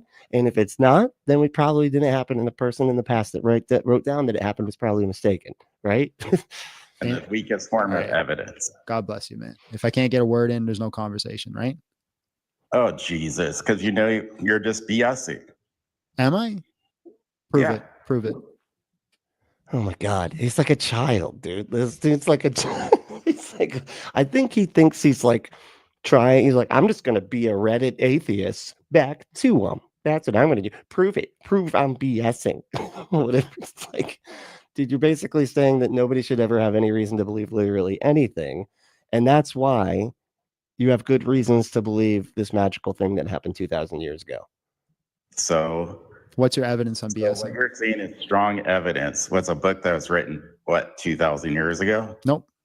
By people that were completely ignorant of the world? Nope. So what are you saying is your evidence? We have multiple eyewitness attestation. Matthew, Mark, Luke, John, Peter, Paul, James. Peter and Paul, like he's naming Paul as an eyewitness who never even claimed to be a Paul, like never even claimed to be an eyewitness. He didn't even see Jesus. Wow, dude, this is insane. Is he seriously trying to say it was an eyewitness because he saw him in his mind or whatever when he was like yelled at the sky on the road to Damascus or whatever? Is he trying to claim that is an eyewitness account? Come on, that's insane. And Matthew, Mark, Luke, and John were not accounts; they are anonymous. These are not accounts. Like, it's how Jesus. This is like where it just gets so dumb. We have extraordinary, extra biblical. Be like Pliny the Younger, Josephus, Tacitus, and according to Gary Habermas, we have 50 plus writings. According to, I don't know who that is. 50 plus writings.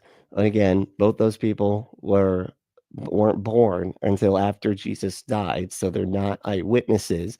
They were people collecting stories from that time that were recorded well after the fact.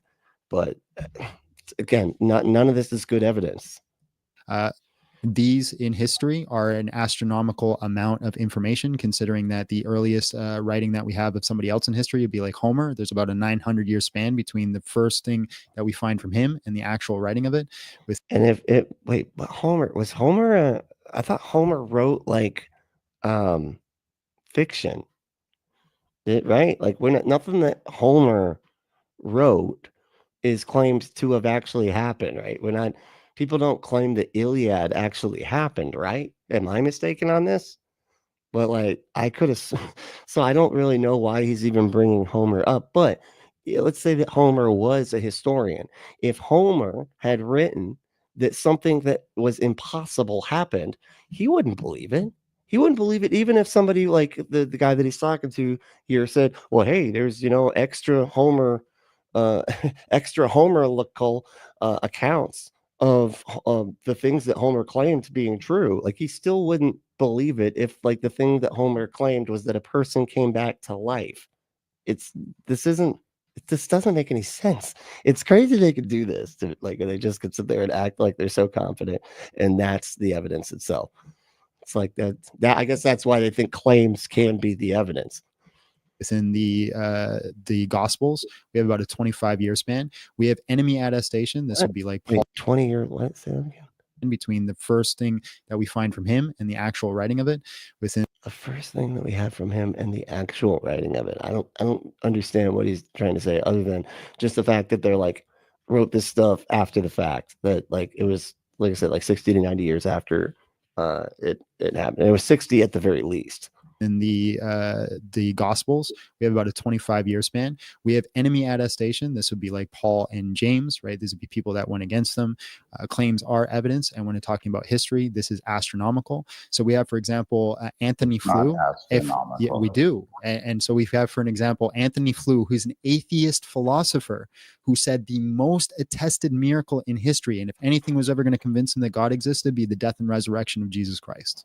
The most attested.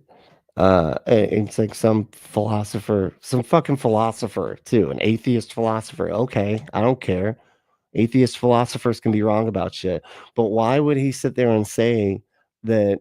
So he doesn't believe the claim, but you're saying that if there was a claim that would convince him it would be the death and resurrection of Jesus, yet that's not what he believes. He doesn't believe that happened. He just says that, oh no, that's a miracle that has a ton of evidence, but I don't believe it. I'm a philosopher and I'm an atheist. Is that what he said? Like, I don't understand this guy's, like, anything he's saying is evidence.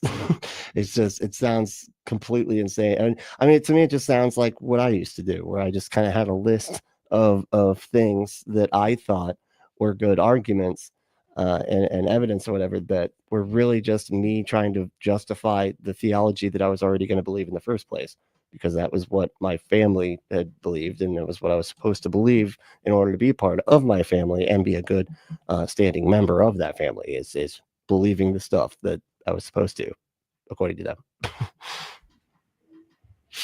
That's ridiculous.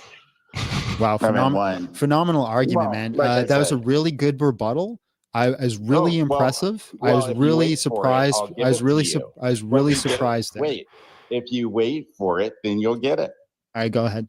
So, okay, well, geez, has anyone else resurrected? Yeah, Craig. Anyone that you know of? Yeah, Craig Keener has 80 accounts of resurrections. What? Okay, so then. So you believe other people resurrected too? Okay. So he's saying, yeah, people resurrect all the time. Some guy, said that there were 80 resurrections, and that's evidence of the resurrections, because the claim is the evidence too. So there you go. Whatever you say that Jesus did is nothing special, right? So your whole argument is Jesus is the only one that resurrected, so therefore it's not true. And then I give you other attestations of other resurrections, so therefore it's not special. No. So your argument it's a self-fulfilling. Jesus did it. No, it's special because Jesus did it. But then 80 other people did it, right? It's a self-fulfilling argument. Wait, let me understand this. So, because Jesus did it, he's special. Yes. But 88 other people did it, and they're not special. Those 80 people, they didn't do it. Only Jesus did it, even though 80 other people are claimed to have done it. But you don't believe those people actually did it. Just the one that you want to believe did it. And somehow those 80 other claims are evidence for Jesus actually doing it. I'm so confused. I just, this is where I just feel like these conversations, like this is like some of those TikTok conversations where I'm just like, I don't feel like anybody knows like what exactly they're talking about right now, like at all. Like, the person, the atheist, the Christian, like nobody seems to like be talking to each other about what is supposed to be being talked about here. I'm so confused. I thought you just said that. I said they resurrected from the dead. I didn't say they did it. What? They resurrected from the dead? What are you talking about? God resurrected them from the dead. Oh my fucking God. Are you kidding me, dude? Seriously. So now it's like those 80 people did resurrect from the dead, but they didn't do it. Jesus was the one that did it for himself, but they were resurrected by God. Holy shit. What the fuck is happening? This is the dumbest conversation ever. What's that? God resurrected them from the dead. Jesus resurrected. Wolfo said, this guy couldn't handle a real debate. He is blatantly a dishonest interlocutor, and I just spend an hour telling him that and shutting his whole thing down. I know. I almost want to find him on TikTok and like try to actually have a conversation.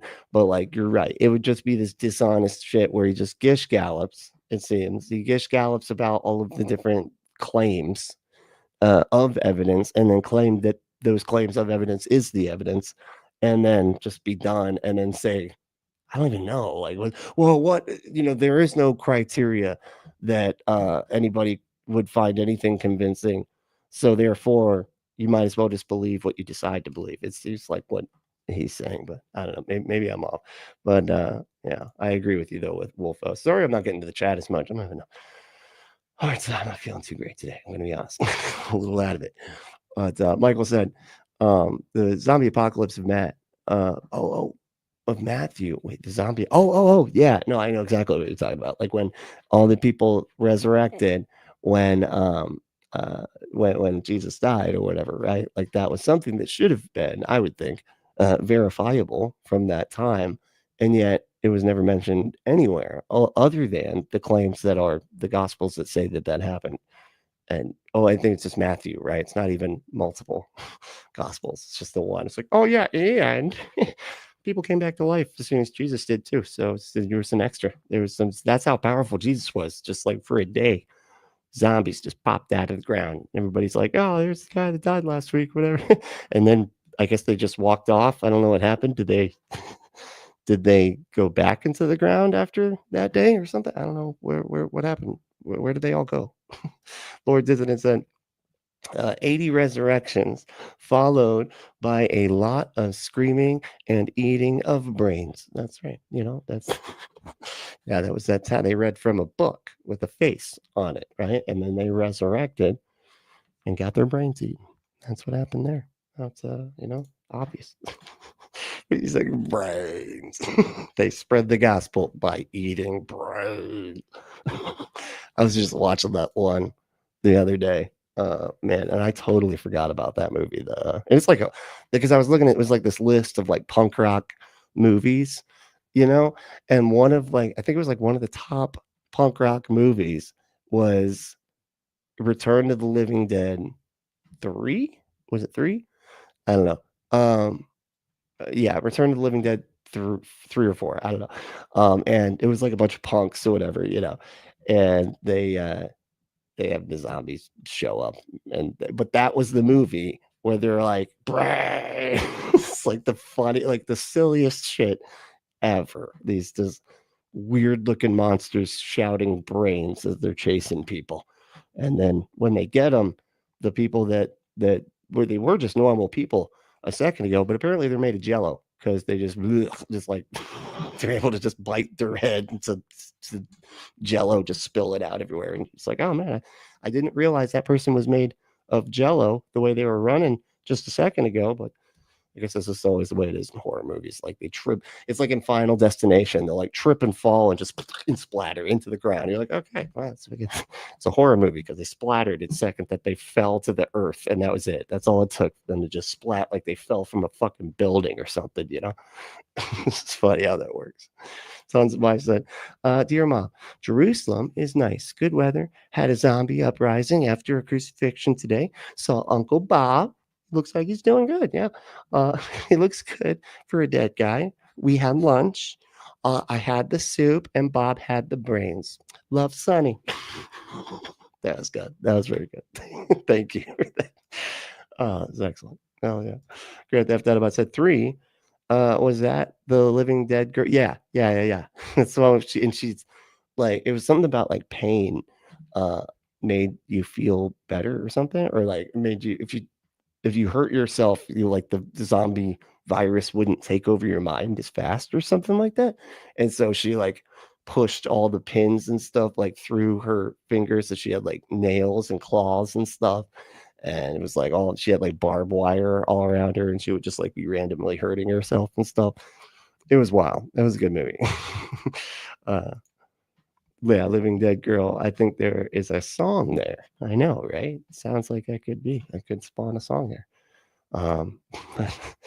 That's crazy. Resurrected himself from the dead. That's the difference. Okay. And who said this? This is semantics. You guess your special book, right? So the things I said before, you're phenomenal at arguing, man. All you just say that's nonsense and your special book. This is your argumentation against it. Oh wait, so if Do it comes from your book, do you know well, being let me not being understand this dude is not clear at all as to like what he's actually saying. He doesn't make his actual arguments. He just knows like the cadence in which it's like he's heard people make arguments before, but when it comes to like actually making arguments, he doesn't seem to get like you have to make the actual arguments, man. You can't just say the cadence and the words where it sounds like you would be making an argument if it wasn't just gibberish here. Yeah, you got the cadence right, you got the talking down to the person and everything, but you have to actually make fucking arguments, dude. Like you just said something about like somebody verified 80 resurrections, and then you're getting all hung up on some semantic thing saying they didn't raise themselves, only Jesus did. And it's like that. There is so much disconnection going on because he doesn't want the person that he's talking to actually understand what he's saying, which if you have to rely on being ambiguous with your language, hoping that the person that you're arguing with doesn't understand the argument that you're making, you're not making good arguments, because your arguments should be able to stand on their own 2 feet. Even if the person understands them, you shouldn't have to fucking do this weird semantic bullshit. If it comes from so your hold on, book, I just got a question for from you. Some other source, then I got a quick question for you. How many fedoras do you own? How many what? Fedoras do you own? None. You don't have any fedoras? You sure you don't have a whole collection of fedoras in your house? Nope. That's shocking. Sorry, what is that? I don't get it. Is there a fedora thing? Like, what's the fedora thing? Is it because he's I don't get it. Like, what does owning fedoras have to do with not making good arguments? Is that just, everybody knows the people that don't make good arguments, they wear fedoras. That's just the type of hat wear they like. And that's what they wear while they are not making good arguments. I don't know what's happening. What was your statement? I don't know. What's fedoras have to do with anything? Nothing. I just think they're fashionable. Okay. Good one. So what's your argument? What's your argument? You see, this nobody even knows what anybody's argument is because nobody's being fucking clear here. This is like such a mess. This whole fucking conversation is just complete. Like, I'm just going to show, and both sides too, by the way. I feel like the atheist is trying at least to be a little bit more honest than this guy, but they're both just showing up going, I'm going to talk down to you. And it's like, they're just both smugly not making any actual points at all. It seems talking past each other like is a fucking understatement of the goddamn year. Holy shit. Hey, Ember, how's it going? Thank you so much. Holy shit. Gifted 5 Punk Apostate memberships. Oh yeah, that's every Wednesday. We do an extra live stream for members only. And I try to, do stuff that's different, right? I try to find this past one, we just did street preaching, but it was a new street preacher that I was not previously familiar with. And it was more fun. I think it was fun. He went and did a Krampus parade and was interviewing people on the street, trying to, but he actually did listen a little bit more than I think any other street preacher I've ever heard. Definitely more than that Gabe, the street preacher guy. He doesn't listen to anybody, I don't think. He just shouts at him with the megaphone. But anyway, thank you so much, Ember. That's fucking awesome. Holy shit. That's right. More members. That's right. God damn it. Hell yeah. Thank you so much. That's fucking awesome. Wow. Wait. Oh, Atheist Fedora is a meme for some reason. Oh, okay. I didn't. Okay, that makes sense.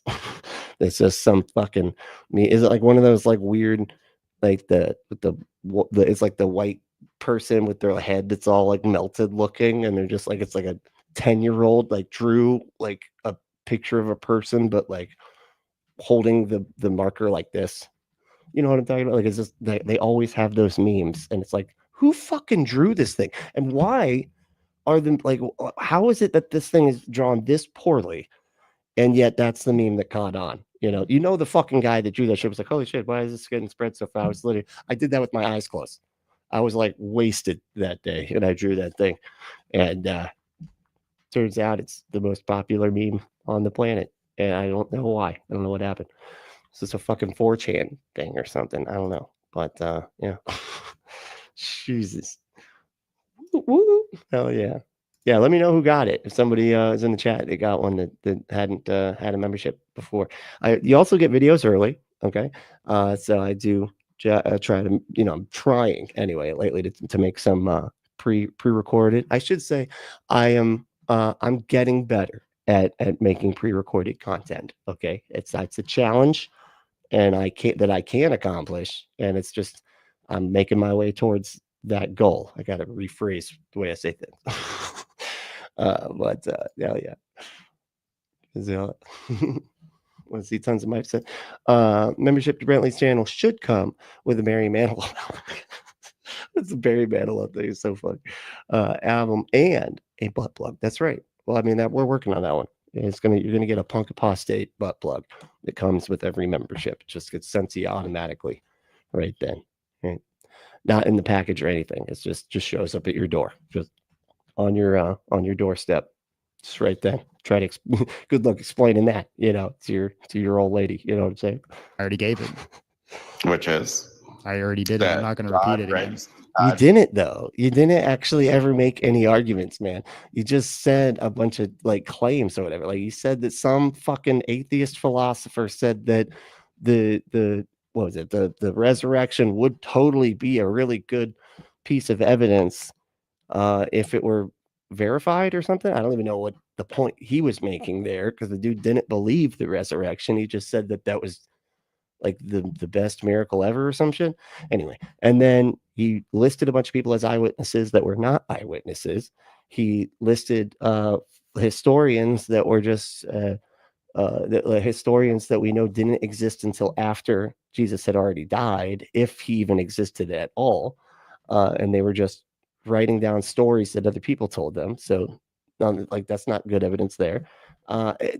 He's not actually saying anything. And then he's just sort of like, and you there is no evidence to believe anything at all, so we might as well just believe what I'm saying we should believe. That seems to be what I've gotten from this guy. But resurrected, I guess, everyone else, but Jesus resurrected himself.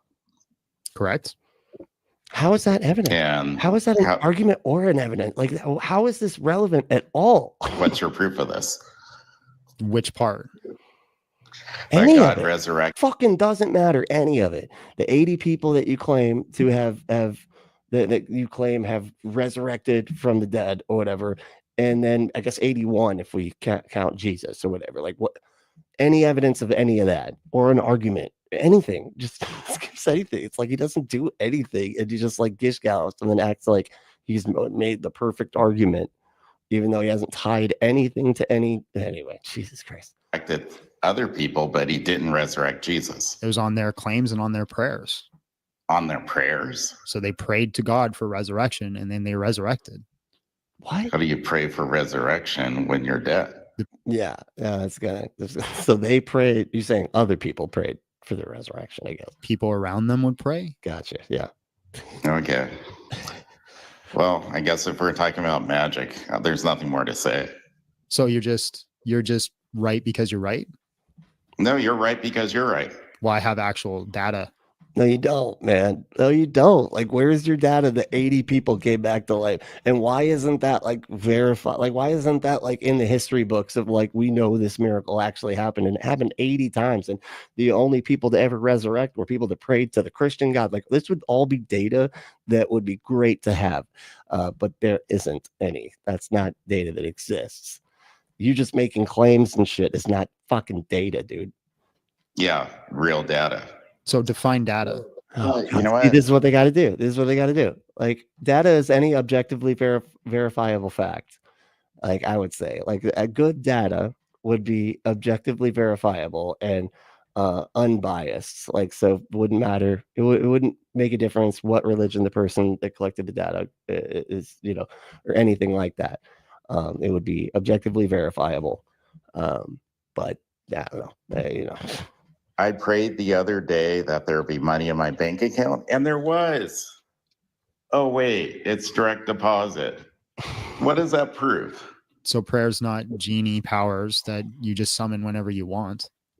So what are they? It's a conversation with the creator of the universe. And then he sometimes grants what? Your wishes? Yeah. So like if you go to your friends or So family, occasionally he does it. yeah. Do you have any, like, again, this would be great if we could verify literally any of this and make sure that it's independent from any other claims of any other religion, because like I feel like we hear the same kind of claims about Muslims praying for stuff, right? They always like say they've got like all these miracles and stuff like that. So like, okay. And then other times he doesn't. Would that be correct? Would those miracles be convincing to him about like if they were Islamic fucking claims of praying to Allah and not Jesus? Would he accept that as evidence that those claims were true? God, this is such a mess. This guy's pathetic. Okay. We're not getting anywhere with this. So sometimes, like why would he even what I don't understand is like why would he even clip this out? You know what I mean? Why even make this a video? We've gotten like what 9 minutes, and all he did was list a bunch of fucking bullshit, like literal lies, a lot of it just saying things that weren't true about the claims of Jesus's resurrection and all that type of stuff, and then and that's it. That's all he got. Oh, and some fucking person that he named said that they verified 80 different resurrections, and of course they were like, I guess they're all Christian resurrections or resurrections of other Christians or something. No evidence of that. Like no idea like how anybody would verify that or why anybody should believe that claim of 80 different resurrections. Nothing like that. Just name dropped. Got to believe it because this person collected the data that says that it happened. So therefore, and then when you ask them like why you should believe that, like define data. It's like fucking why? Like really, man? The same like the data that would be acceptable. For me, I would say like the same kind of data or would meet the same level of criteria that other planets exist. That I always feel like that's a good one, right? Because I can't go to other planets. I can't even really see them. I could go get a telescope or whatever and look at them that way, but I don't have a telescope, so I kind of have to like use the resources at my disposal to check what other people have done with their telescopes and other pieces of evidence like that, and then use that. Like that would be kind of my level for data, you know what I mean? Like if you could, like we proved that other planets exist, right? Then can you prove your God exists to the same level of criteria that I would accept for other planets? I don't know if that's a good way to say it or not, but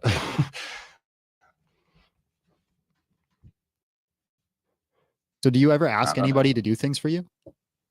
Yeah, I do. Do they ever say no? Yep. Oh, those people must not exist. They said no when you asked them to do something. They don't exist, my friend. They don't exist. You asked them to do something and they said no, so therefore they don't exist.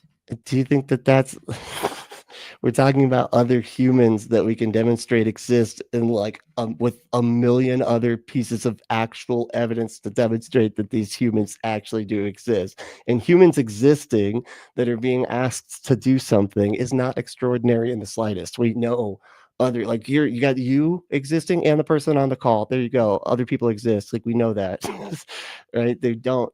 It's not the same thing as a magic, a being that nobody can demonstrate. And you're just saying, well, some people will say no when you ask them to do stuff. And so therefore they don't exist. And that's somehow an argument in favor of God, because if God says no, then you're just saying like, well, that's it. God said no. That's why you can't prove that he exists, because sometimes he says, no, I don't want you to know that I exist. And so I'm going to just decide not to make myself evident in that way or something. Holy shit, this guy's insane. It's ridiculous. Well, guess what? See, the chances of them doing something it's the same as the chances of God doing something. Sometimes they do it and sometimes they don't. Correct. So what's the point of praying? What's the point of asking your friends to do things for you? Why was that the question? Okay. What's the point of praying? What's the point of asking your friends to do things for you? How is this conversation that's happening right now? I know they're my friends. They would do it. Sometimes they In say general. yes, sometimes they say no. But they're able This is a made up scenario, dude. Like, what did fucking? Oh my god. to do it, but God's So able to stupid. do everything, Yeah. right? So why wouldn't you do it? Sometimes it's for our own betterment. Can we just get back to proving that the times that people did ask for him to do something that he did want to do? Can we get back to like maybe demonstrating that those people actually that God actually did do the things they were asked of them? Can we get back to that? Since that's, I feel like, the more pertinent fucking problem here is that you're claiming that God resurrected 80 fucking people, and then and this is just such a fucking like mind fuck sidetrack nonsense, whatever the fuck, that it's just, we're completely off track now.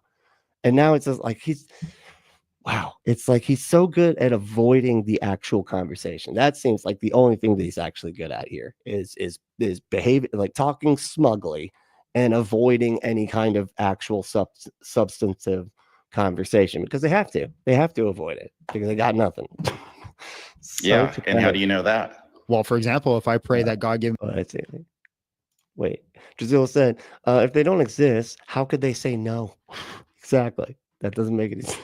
It's like, even in his little analogy that he thinks is proving fuck all, for all I know, doesn't even make sense just on the basics. But Wolfo said, I don't ever get an answer when I pray though. Not a yes, not a no, nothing at all.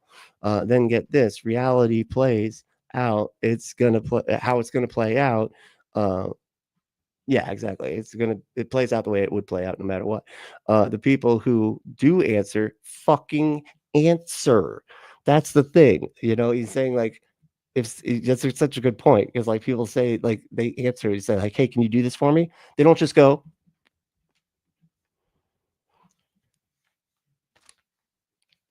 you're like, can you I'm just asking if you could pick me up after work. My car's in the shop. Can you, would it be cool if you like maybe stop by on your way home from work to pick me up or something? And they're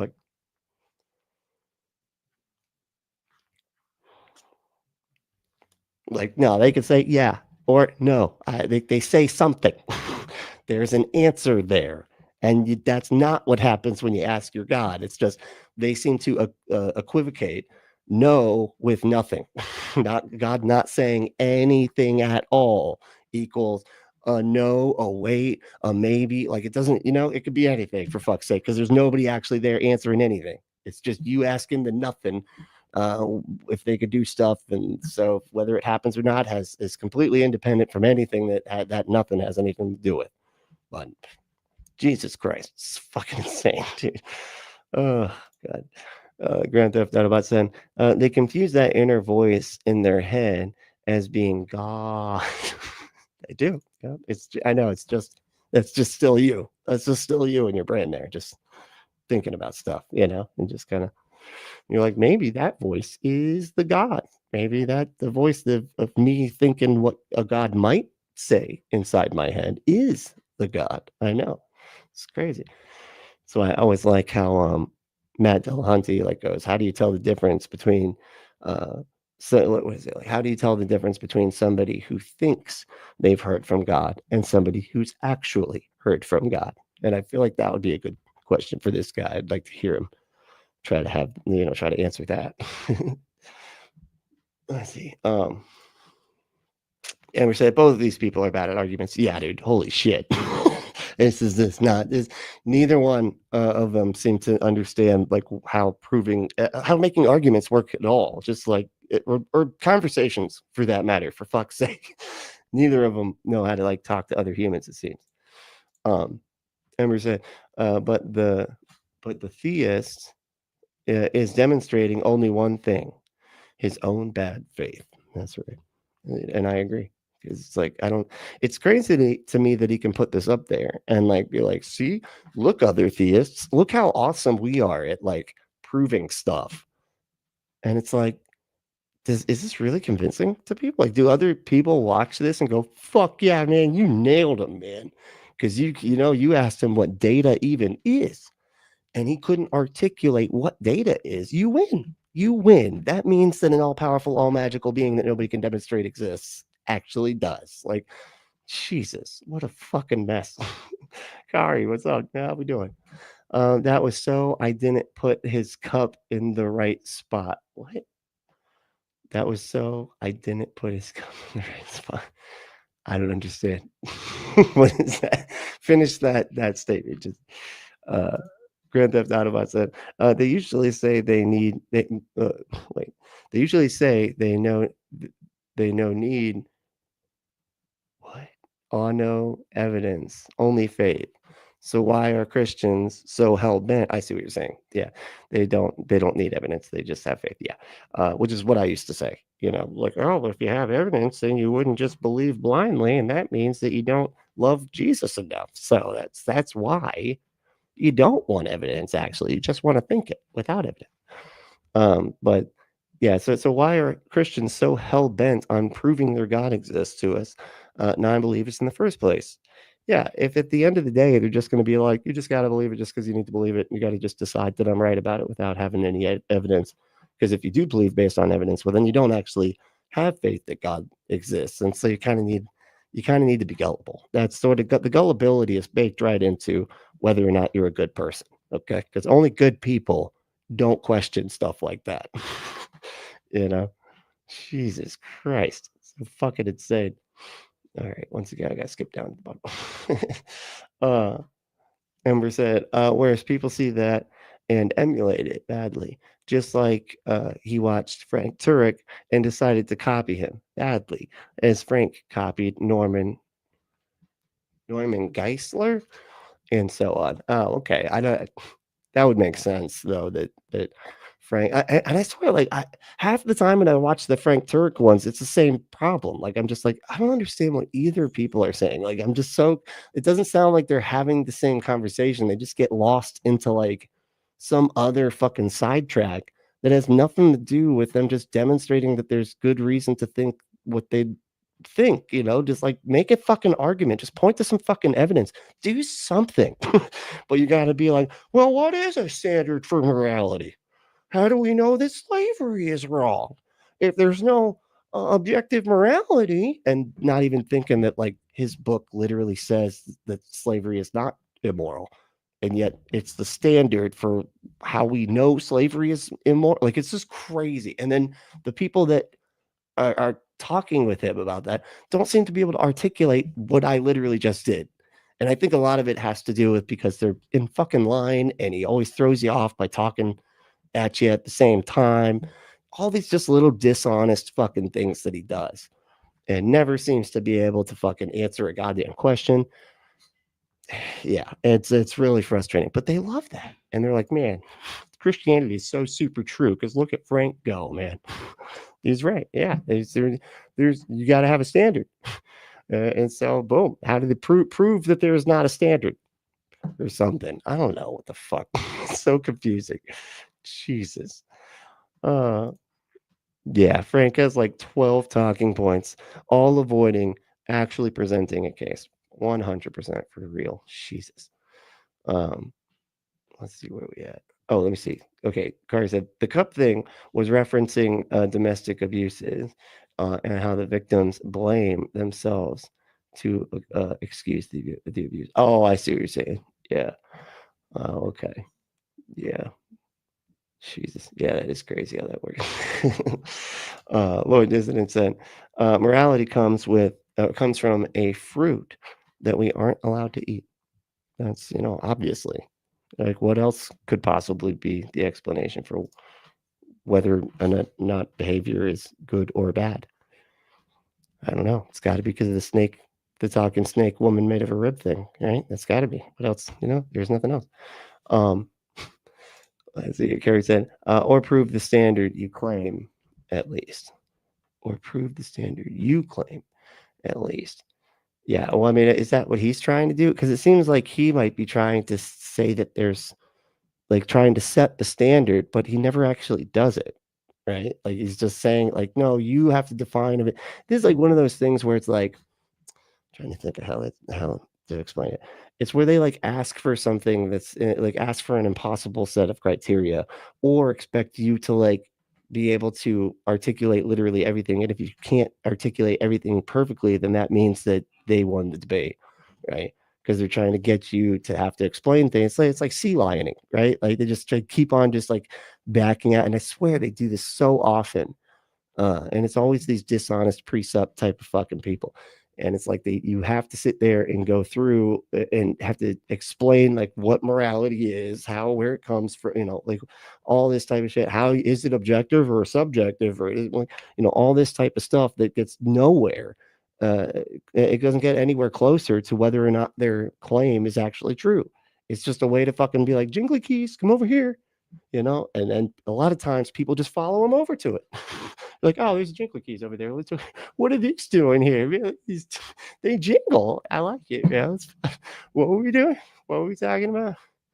Anyway, you keep trying to jingle these things. Me a bunch of hookers and blow right now. That's probably not best for me. Okay, well, what if you pray that God gives you enough food to eat? He might give that. He might not, depending on what's going to come from it. Yeah, so you don't know. Correct. What are we arguing about here? I don't fucking know, man. It's your channel, dude. Why don't you set something up? Because nothing you're saying means anything. You tell me. This is your weird God that acts inconsistently, so I don't know. It's inconsistent for God to behave in the same manner that everybody else does? Yeah, because he's God.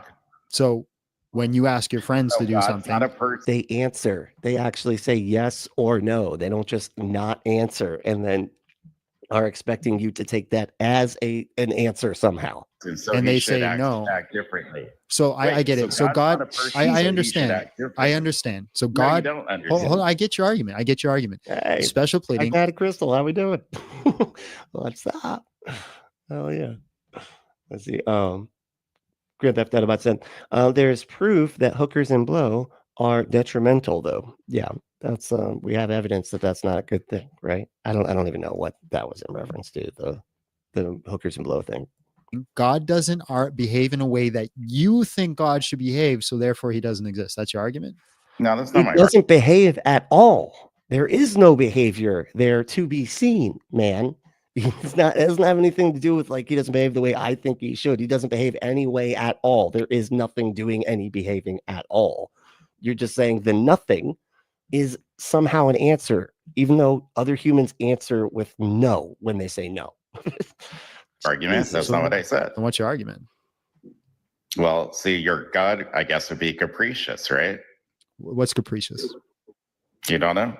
No, I asked you because I do know. Then why are you asking? What? That's called being sarcastic.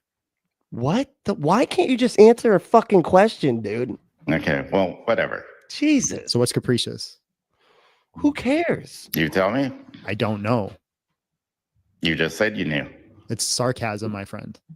Oh, that was a God. He sucks at this. This is really bad. So you were sarcastically, you're like, oh no, I asked because I do know what it is.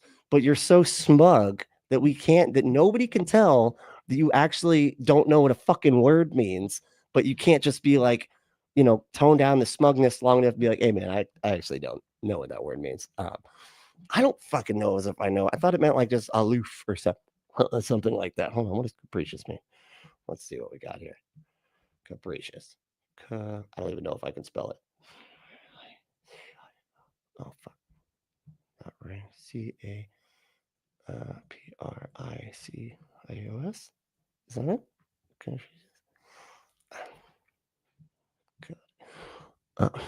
Capricious.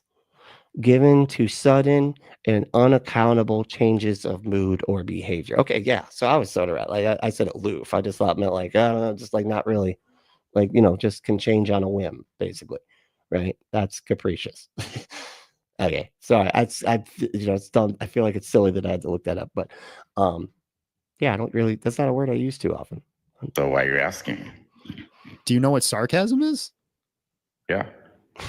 Oh my God. Yeah. So I asked you a question. How does he smug while he's smug while also being stupid? It's incredible, man. This dude is fucking hilarious. I think we might have to watch this guy a little bit more because it's so fun to watch them just bury themselves with, like, acting like they're so smug, but they can't even just like they're sitting here acknowledging that they don't know what a fucking word means. A word that I know what it means. Just, dude, I'm just saying, my vocabulary is not. I was homeschooled. Okay, so it's just question, and you're like, you don't know what that is. This is. And I sarcastically said, no, I asked you because I do know. Oh my God! Like I said, just answer the question. What question? He can't. Oh my God, we're just kind of going around in circles, dude. You didn't ask a. You can't. It's you're like incapable of having a conversation, dude. Because it's like he's so fucking blinded by his smugness that he can't say any. Like, there's no dialogue going on here. Like, Jesus Christ, this is like AI. Like having a conversation with a different AI, and either one of the AIs are like knowing, like they're just completely off topic all over the place. That's what this feels like. Question. Yes, I did. What is it I then? just say your God acts arbitrarily. Arbitrarily? No. Yeah. You just said that. Hold on. Is it a question or a statement? Hold on. Pause, Mr. Campbell. Pause. Oh my God. So now it's like, it's depend. Wait, did you have a question mark or a period at the end there? Because that really depends on what's going to. Can you just have a fucking conversation, dude? Jesus. Pause. Watch this. You said the same as a person. This is a really cool thing. Check this out. Boom.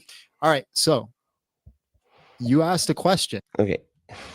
You asked a question, and now I'm spending the entire debate, quote unquote, just rehabbing what happened 3 seconds ago because I refuse to just interact with a goddamn fucking human. Jesus. Grand Theft Autobot said, I meant the large amounts. Oh, I meant in large amounts, by the way. Oh, I feel like I missed something. Hooker. Okay. I don't know. I'd have to go back and look at the context. Wolfo said, we need some interaction of some sort to even start trying to find out if what we are interacting with is something that even is divine. We don't know what supernatural evidence is, Dingleberry. I know, right? This is fucking... but this is, again, this is what they have to do. They have to play these fucking evasive games because they can't just straightforwardly have the conversation. They have to just, like I said, gish gallop a bunch of bullshit and lies, just blatant fucking lies. Dude, I wish this guy would call into Justin, dude, the deconversion or deconstruction zone, dude. I think he would do fucking awesome at that shit. But anyway, let's see where are we at here. Wait, I already like, do I know what sarcasm is? Memo man. What is the idea of what sarcasm is like, that's where we're at now. It's just because we apparently can't have any kind of conversation. And look what the name of the fucking video is. Lazy Atheist Arguments destroyed in 3 minutes. Nothing here is 3 minutes. Like, we're at 12 minutes now. Like, what the fuck? What is he talking about? This is insane. I can't get over how ridiculous this person is. Absurd. Let's see. Giselle said, it doesn't seem like he's very secure in his faith. If he's only giving one taco, if you get him to leave Christianity. Yeah, that's a good point, actually. Convinced me to leave Christianity and get just a single taco. Man, it should be tacos for life, right? I mean, God, that's your whole worldview, and you're just gonna throw it away for a taco? For just one? It's crazy.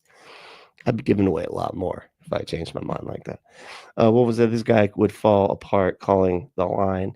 He couldn't handle a real debate. Yeah, I would actually. That's another one that he should do. It's like, but I don't think I've ever heard him call. But I don't know. I guess I don't watch enough of the line to know all the callers or anything. But I do know there's a lot of repeat callers, and I feel like this guy would be pretty easy to identify given the fucking tone that he chooses to have the whole conversation, which is just, again, like evasive, smug evading any kind of actual interaction. Jesus. Thank you. Yeah, no, I agree. Taco Supremes are awesome. And fucking Taco Bell, I think, is my favorite of all of the fast food places. Everybody gets, they're like, what? What? But I love Taco Bell. That and Culver's. Culver's is probably up there too. It's just like that's like an actual quality place though. Taco Bell is just garbage, but I love it. It's awesome garbage. You know what I mean? Anyway. Yeah. I gave you an answer and you just said no. So is it a question or a statement? Right? Why'd you want me to answer the question if you're just going to tell me? Jesus. All right, go ahead. This is so stupid. You gotta mute yourself. So what I'm saying is, why does God act arbitrarily? I don't think he acts arbitrarily. No, you said he acts the same as people, right? I didn't say. You ask your friend. I said he sometimes does. You ask your friend. I said he to does do something, no, and God does the same thing that your friends do. What's your name so I can address you properly? It says Brian. So. I don't see it on my screen because I'm on the computer. Okay, well, I'm Brian. All right, Brian. So, like, so much of them talking is just talking about the talking. You notice that? Like, I can't stand that in a debate. Like, it just when they start to complain about like not being able to talk and stuff like that, or like whatever, like that just drives me nuts. It's like, stop talking about talking and just actually talk. I said that God does things that people do, right? I didn't say he has the same intent or goal that people do. This is the dumbest debate. So humans can say no as an arbitrary thing. God can say no for a purpose. But he doesn't say anything. You're saying like God says no, but he doesn't say no. He just leaves you there wondering if he said no or not because nothing is said at all. Why can't the dude just say that? Well, humans say things for purposes as well. They can. You just assume that they're arbitrary. I don't. Or they can be arbitrary. They can be, yes. No. If you think that way, I don't think so. Were you church hurt? Nope. No, you didn't grow up Christian and get hurt by the church at all? No, that's got to be the only answer. Like, that can be true because churches hurt a lot of people, and it can also not be true. These things are not tied to each other, but I get that you have to like irrationally decide that why everybody thinks things that, the way that they think. But now, yeah, they're just making up rationalization, like excuses for people that are just like, yeah, I just don't think that an undead carpenter ghost actually does live inside of anybody. Huh. Why your hate for Christianity? What? Because it causes people to think stupid things and then they act upon it. Like what?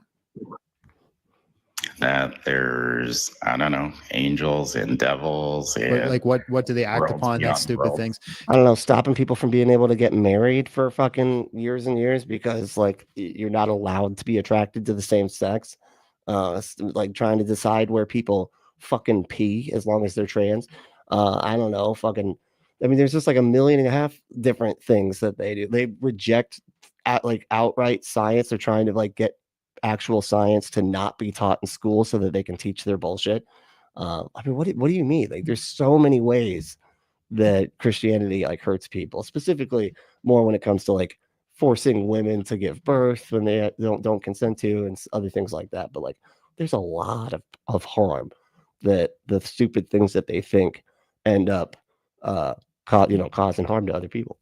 Because the data overwhelmingly shows that association to a faith-based, so for example, Christianity, has overwhelming positive effects on individual persons and society. I don't care about that. So then what's your issue with Christianity? No, and again, it's just funny because that's exactly what I was talking about. So like, oh, it's actually good for you to be delusional. Don't fucking care. Like people, yeah, you're gonna. First of all, I don't know how much I like actually believe that kind of data, because baked into those belief systems is a denying whether or not you are actually happy and reporting that you are happy because you're trying to prove that your worldview leads to happiness. So I don't know how they could control for that, but like pretending to be happy is baked into the religion, right? That's like part of it, because otherwise it's like a indictment on the whole religion if you're like miserable and stuff and you actually saying that you're miserable and stuff. So you don't want to, like, protecting that religion is more important than you being honest about your state of mind. And so it's hard for me to even be, listen, even to like buy whatever the data is that show that, people say that. But at the same time, even if, let's say that is true, that lying to yourself about a God existing and having your meaning prescribed to you by other people in the community, because community is always a good thing. I do agree with that for the most part anyway. But even if all of that stuff is true, that it is helpful to you mentally, so what? Like, is it true? Like, that just kind of shows that people can't handle reality. Like, have a hard time with the meaninglessness of the universe, and so they would rather lie to themselves about being, having their meaning prescribed to them, and that makes them feel better. I feel like you should be able to be healthy mentally and also be rational, right? So you can be like taking reality as it is, and then also figuring out a way to prescribe your own meaning for yourself and being able to find happiness and mental health well-being through, even though you understand how everything actually does work and it is kind of bleak. But you got, and you can take the existentialist perspective and decide what gives you meaning, and that is actually very meaningful. It's just not tied to the inception of the universe. But anyway, I don't know if that if I feel like I took a long way to say something and then forgot what I was doing. So you're just saying overwhelmingly, that's like going like, well, guess what? 10% of the population becomes, I don't know, murderers because of Christianity, but that's okay because overwhelmingly 90% of the people do great things. What's the data that says that Christianity makes 10% of the population murderers? I didn't say there's data that does it. I'm just saying your argument. So your arguments, you're saying that it has overwhelmingly. Your argument's ad hoc then, yeah, because we have actual data. No. We have actual data that shows there's a net positive to association with faith. What I'm saying, it doesn't matter if there's a net. And that's any faith, though. That's not just Christianity.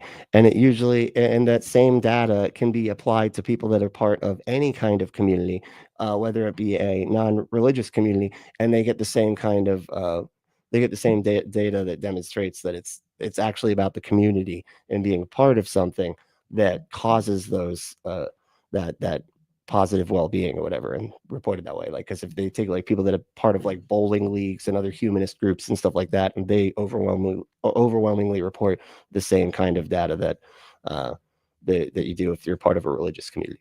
It's more of just being part of a community, But all right, y'all, I've like gone like a lot. I don't feel like I've done it this long in a long time, but I was just, this one is kind of crazy, and I've been sort of all over the place this weekend. So, but hey, thank y'all so much for hanging out. This is fun. This is crazy. Definitely got to check out more of this dude. Like I said, we will be back tomorrow morning, and yeah, it's gonna be fun. If you want, you can hit that like button. I really appreciate it. And if you like what I do and you want to get more of this type of stuff, I do live streams very frequently, and you can subscribe and hit that bell, and I go live randomly most of the time, though. It's 10 a.m. on weekdays, and then 1 p.m. on Sundays. Yeah, so yeah, and if you want to support the channel, you could support us by becoming a patron, right? There's a patreon.com/Punk Apostate, right? And I got like a whole backlog of projects that I've worked on there for like a really long time. It's like old podcasts and stuff like that. So you can check that out. You want to just do a one-time payment on Cash App, that'd be cool. Anything you can do, it's great. Really means a lot, especially lately, especially with the fucking holidays coming up and everything like that. But I do want to give another shout out to Ember. Thanks again for buying getting everybody those memberships. That really does mean a lot. It's just really cool that y'all are doing that for each other in the chat there. But let's see. Oh yeah, if you want to hit the join button, you can become a member that way. Just hit the hit the little join. If you want to email me if I get anything wrong, or if I just not saying something properly, or I'm not giving something due honor, hit me up. Just punkapostate@gmail.com. And if you want to join the Discord, that'd be cool too. We could all hang out in the Discord. I just put an AI image of the UFC, the UFC mutant monkeys. Oh, surf UFC mutant monkeys. It's kind of like a play on Ninja Turtles, but with the UFC mutant monkey. Anyway, yeah, so just you want to go to the Discord, you can hang out there. Also, you can follow me on all the socials. So, and all the links will be below at some point. But yeah, thanks again, y'all, for hanging out. This was fun. But hey, the main thing though, is to stay logical, loving, skeptical, and compassionate, and we will see you next time.